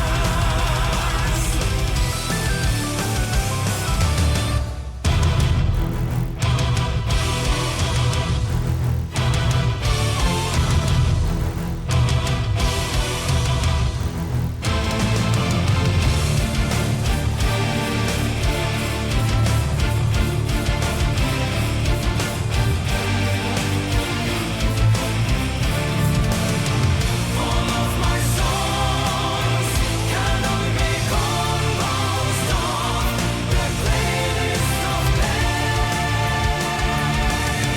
Every single verse can only be born of the playlist of wishes.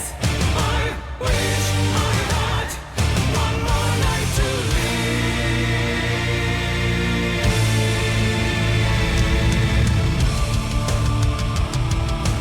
Oh, sweet Christabel, share with me your poem.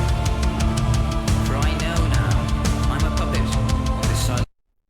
It would have been really unexpected if they didn't add some spoken parts in such a long song, and so here we are. They waited 8 minutes and 30 seconds, but they still did that. Okay, let's go. But the song is very good. I'm totally surprised because I was not expecting that such a long song would be that fast-paced and heavy and so on. It started a bit slower, but then Stage show. I'm but a poet who failed his best play. A dead boy who failed to write an ending to each of his poems. did I catch he talked about a dead boy? Because some of you told me in the comments of Wishmaster video, right, where there was a song called Dead Boy Poem, that actually Dead Boy was like the official name of Tuomas in songs. When songs are talking about a dead boy, it's actually him, right? And I guess I just got a mention to Dead Boy. Let's go back. Stage show. I'm but a poet who failed his best play. A dead boy who failed to write an ending to each of his poems. I didn't really get what he said. The dead boy who failed to catch something. But anyway, guess he's talking about him.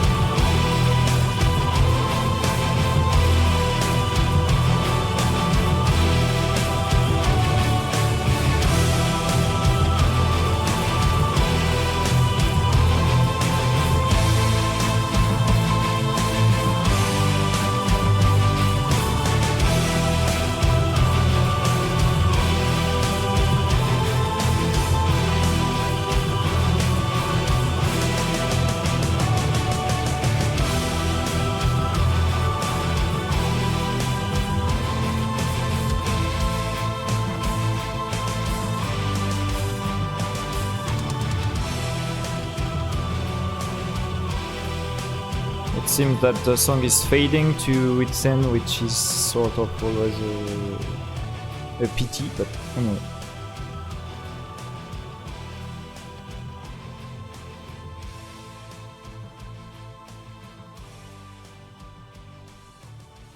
Yeah, I'm really surprised positively that such a long song was not a boring ballad, and I actually enjoyed it, to be honest, and so I feel like I'm going to rank it at a B rank here with the Phantom and the Child. Yeah, because the beginning was still a bit under the first part. Let's say was under the second one and the third one. Even I couldn't point exactly the transition between the second and the third part. While I totally guess I was right pointing the transition because of the first and the second one. But anyway, and also the very end of the song is a bit under the average of the song with the spoken part and the fading to the end, but yeah, enjoyable. Beauty of the Beast, B rank, so which means that I would totally listen to it again, for sure. So now we are progressing to the end of the album as we are reaching the 2 bonus songs of my CD edition. Sorry, so they were not included in the first release of the Century Child album, so that's the Wayfarer and Lagoon, which both last under 4 minutes each, which is pretty short for Nightwish. So let's start with the Wayfarer.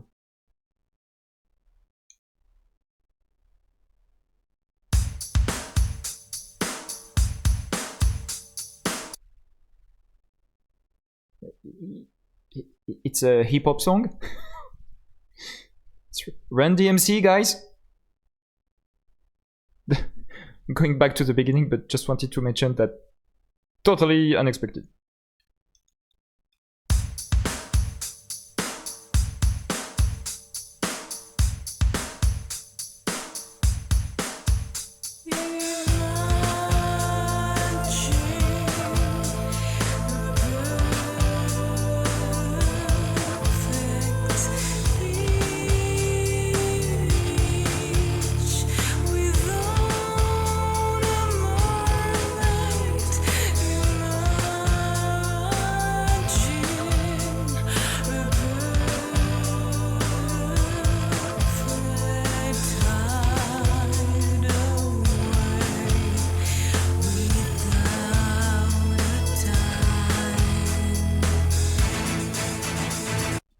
She's singing very low in her range here. Actually, it's not going in the hip-hop direction.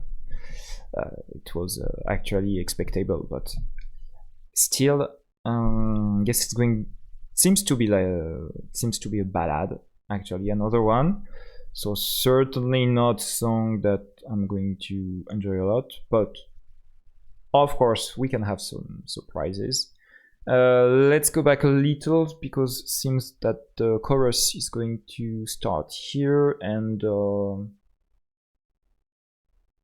yeah, she's low in her range, and that's, as I mentioned in another song, that's rare that she sings so low and for so long, I mean.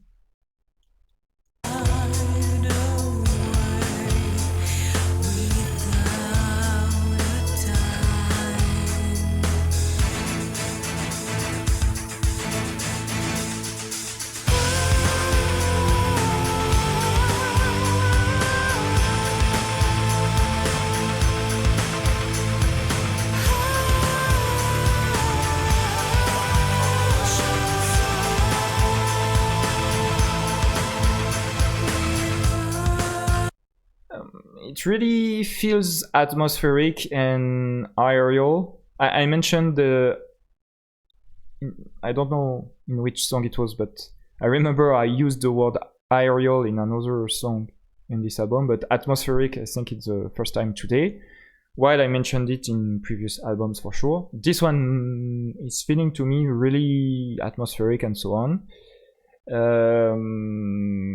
Does it mention oceans or something? I don't know, because I'm not catching a lot of words, a lot of lyrics, but anyway. It could go with Deep Silent Complete or that kind of songs.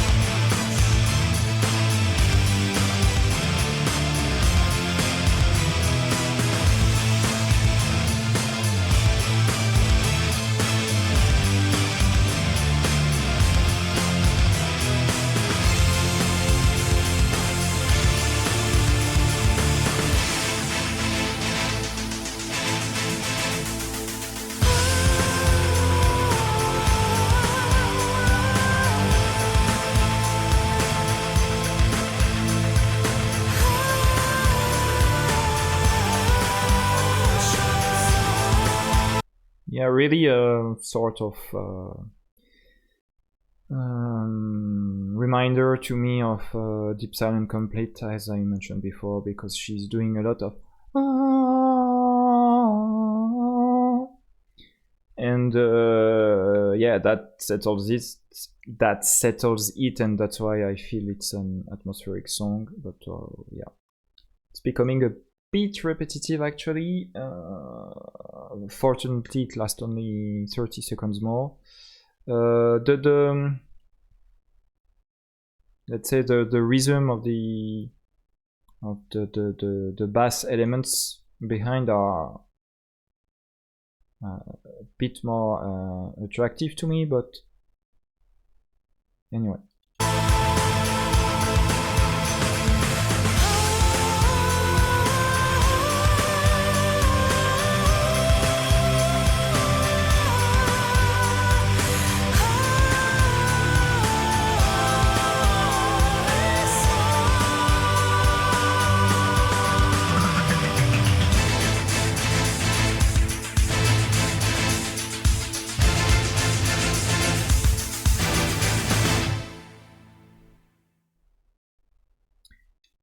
Okay, sort of a filler song here, to me at least.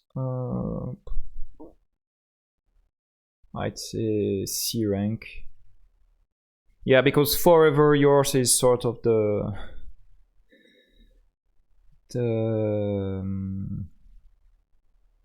benchmark for the May rank actually, and this one feels better to me. But anyway, not a lot to say on this one. I talked about Deep Silent Complete, and actually I think that I've ranked Deep Silent Complete at B rank back in the Wishmaster album, but it was better. That's why. Anyway, let's finish with Lagoon, which is the second bonus title of my edition of the Century Child CD.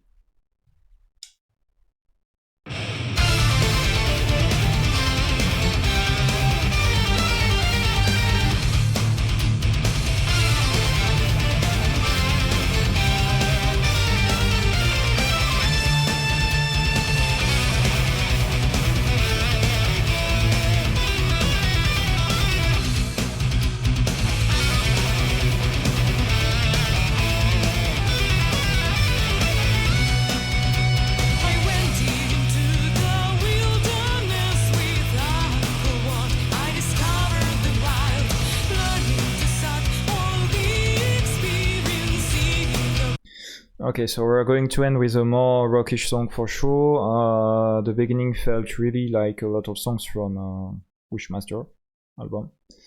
And yeah, going to see how it's ending, because yeah, Taria is not singing as she was in previous albums. And so maybe the direction of the song will be different from what was done in previous albums.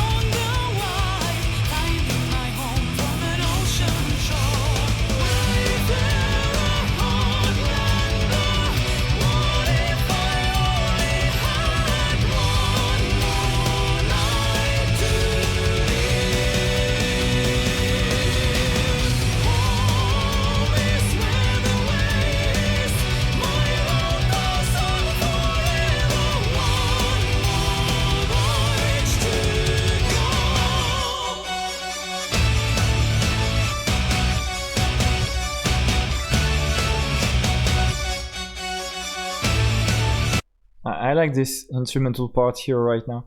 I was just thinking before this part started that it's true overall that the atmosphere of the album feels actually more dark or more maybe nostalgic or something, as it was mentioned in Tuomas FOREWORDS or on the back of the CD.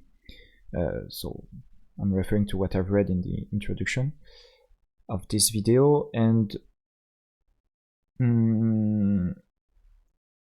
that also might be why I'm a bit less into the majority of the songs than in Oceanborn and Wishmaster, because there were more catchy songs in those albums, maybe because the tone was a bit more positive, or let's say it was a bit more it was written with someone who felt more happiness or sun in his heart than what were the feelings of Tuomas while he was writing this album, maybe. I don't know, but yeah, I can. Yeah, I could feel that there was really less catchy songs in this album than in previous ones, for sure. Though these ones feel sort of entertaining, for sure. Going back a bit.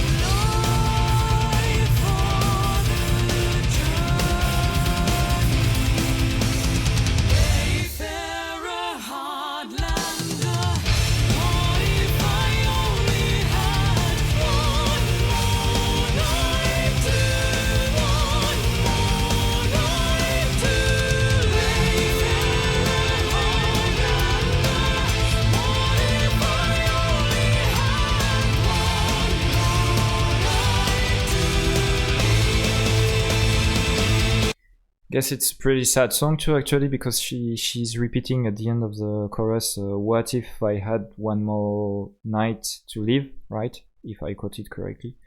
So yeah, I guess it's not a a funny song, even while I'm telling that it's more appealing to me than a lot of songs I've heard before. But yeah, it's certainly the subject is pretty sad, and actually it's not because you're talking about sad things in a song that the music has to be totally sad. There are a lot of songs that are catchy, and I mean very, very catchy, that deal with sad matters, loss of loved ones, or so on. I said there are lots of songs, maybe not lots of songs, but there are some songs like that for sure. So, well, I don't know.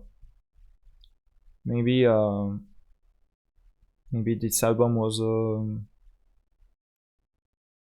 sort of unique due to the state of mind in which it was written. I don't know, but yeah.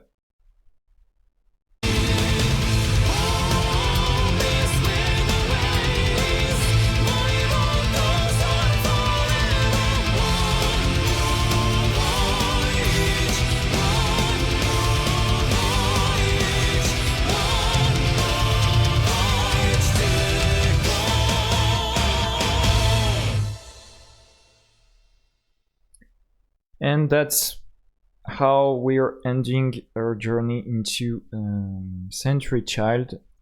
As I mentioned before, there are still 3 songs on the CD, but the first one is an edit, so let's say a short version of Bless the Child that I'm not going to listen to, and also 2 live versions of End of All Hope and Dead to the World that I won't listen to. So Lagoon, I think it's going to be at B rank, because it's sort of nice, but it's not wonderful. Yeah, I'm going a bit quick right now, but yeah, not a lot to say. I said a lot of things, and I think it's time to put an end to this video. But before we do that, I must make some math and give a ranking to this album. So yeah, basically, as you can see, it's sort of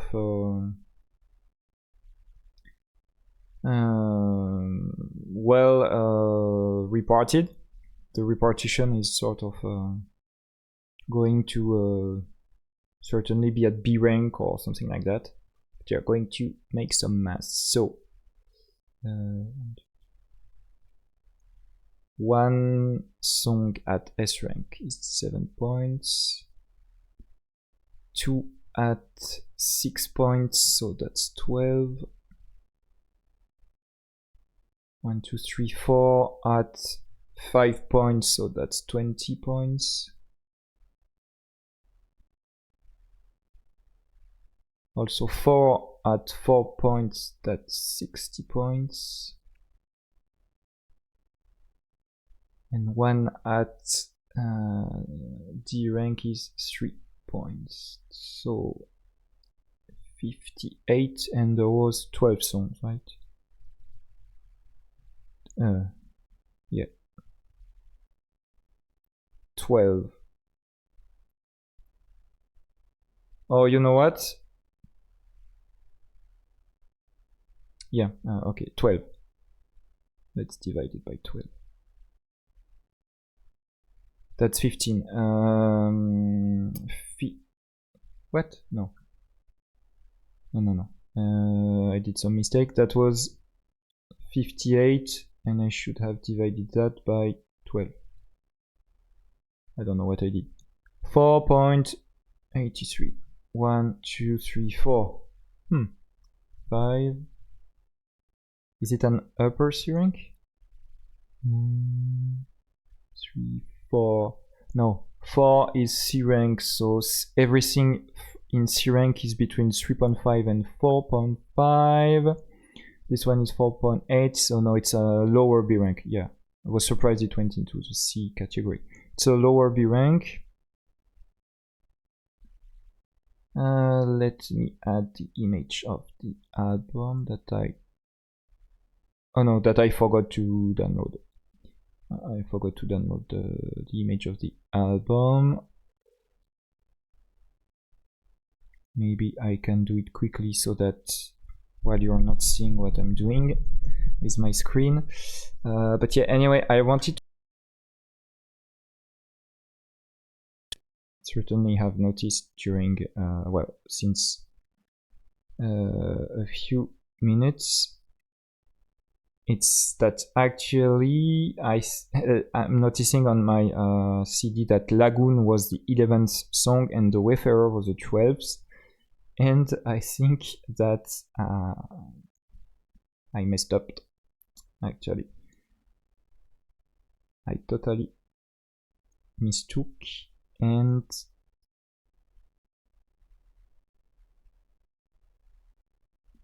I should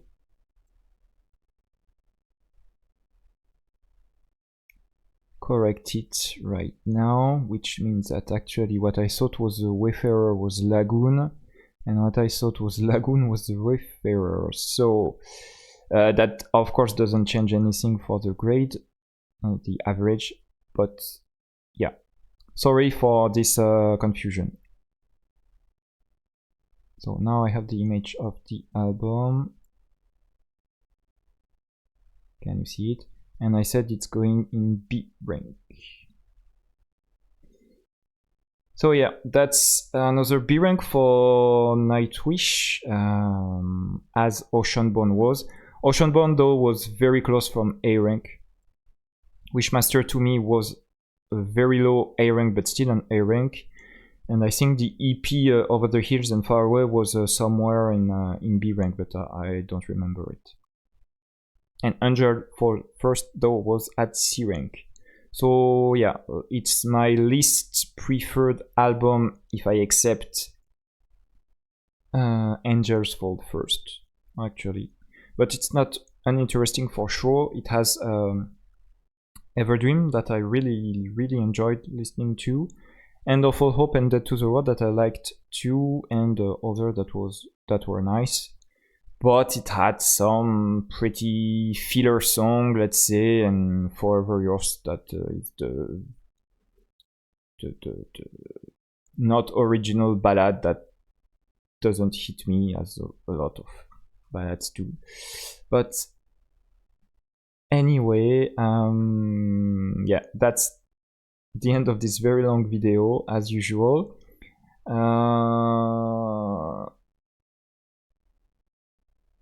I was happy to be back and to listen to new Nightwish music, even if the progression for them stopped, because I started at C with Angels Fall First, then I went to B plus with Oceanborn, and then I went to A minus with Wishmaster, sorry. Then there was the EP that went back to B something, but anyway, it was an EP. But now they're true follow-up. So Century Child is only a B rank. I'll check if it's a B minus or a B in my ranking. I think it's a true B actually, not a B minus. It's a true B. But I have to remember how I gave minuses and pluses, because that's a sort of long time that I haven't made video, to be honest. But anyway, thank you for waiting for me and to this video. I know that the Nightwish fan who are following me are very patient with me, and I'm grateful to them. Do not hesitate to comment what you're feeling like about this video. I will be, of course, at some point listening to their next album, and don't forget that I have playlists for all my Nightwish videos, all my Linkin Park videos, and all my Streets of Rage OST videos. Thank you very much. I'm sort of celebrating the 1 year of this channel with this video, because the timing is as it is. And also hoping to celebrate the 100 subscribers very soon, and we're very close to that, and I thank you a lot. Have a nice day or night, whatever. Hope it's not too hot where you're living, because where I am we had a lot of heat during several days and even a few weeks long, and we're not accustomed to that. So I hope you are doing good where you are, and I'll see you in the next video. Bye. That was Kilo Azodic Music Reactions, and I just grabbed my controller before it was thrown on the floor. See you on the next one.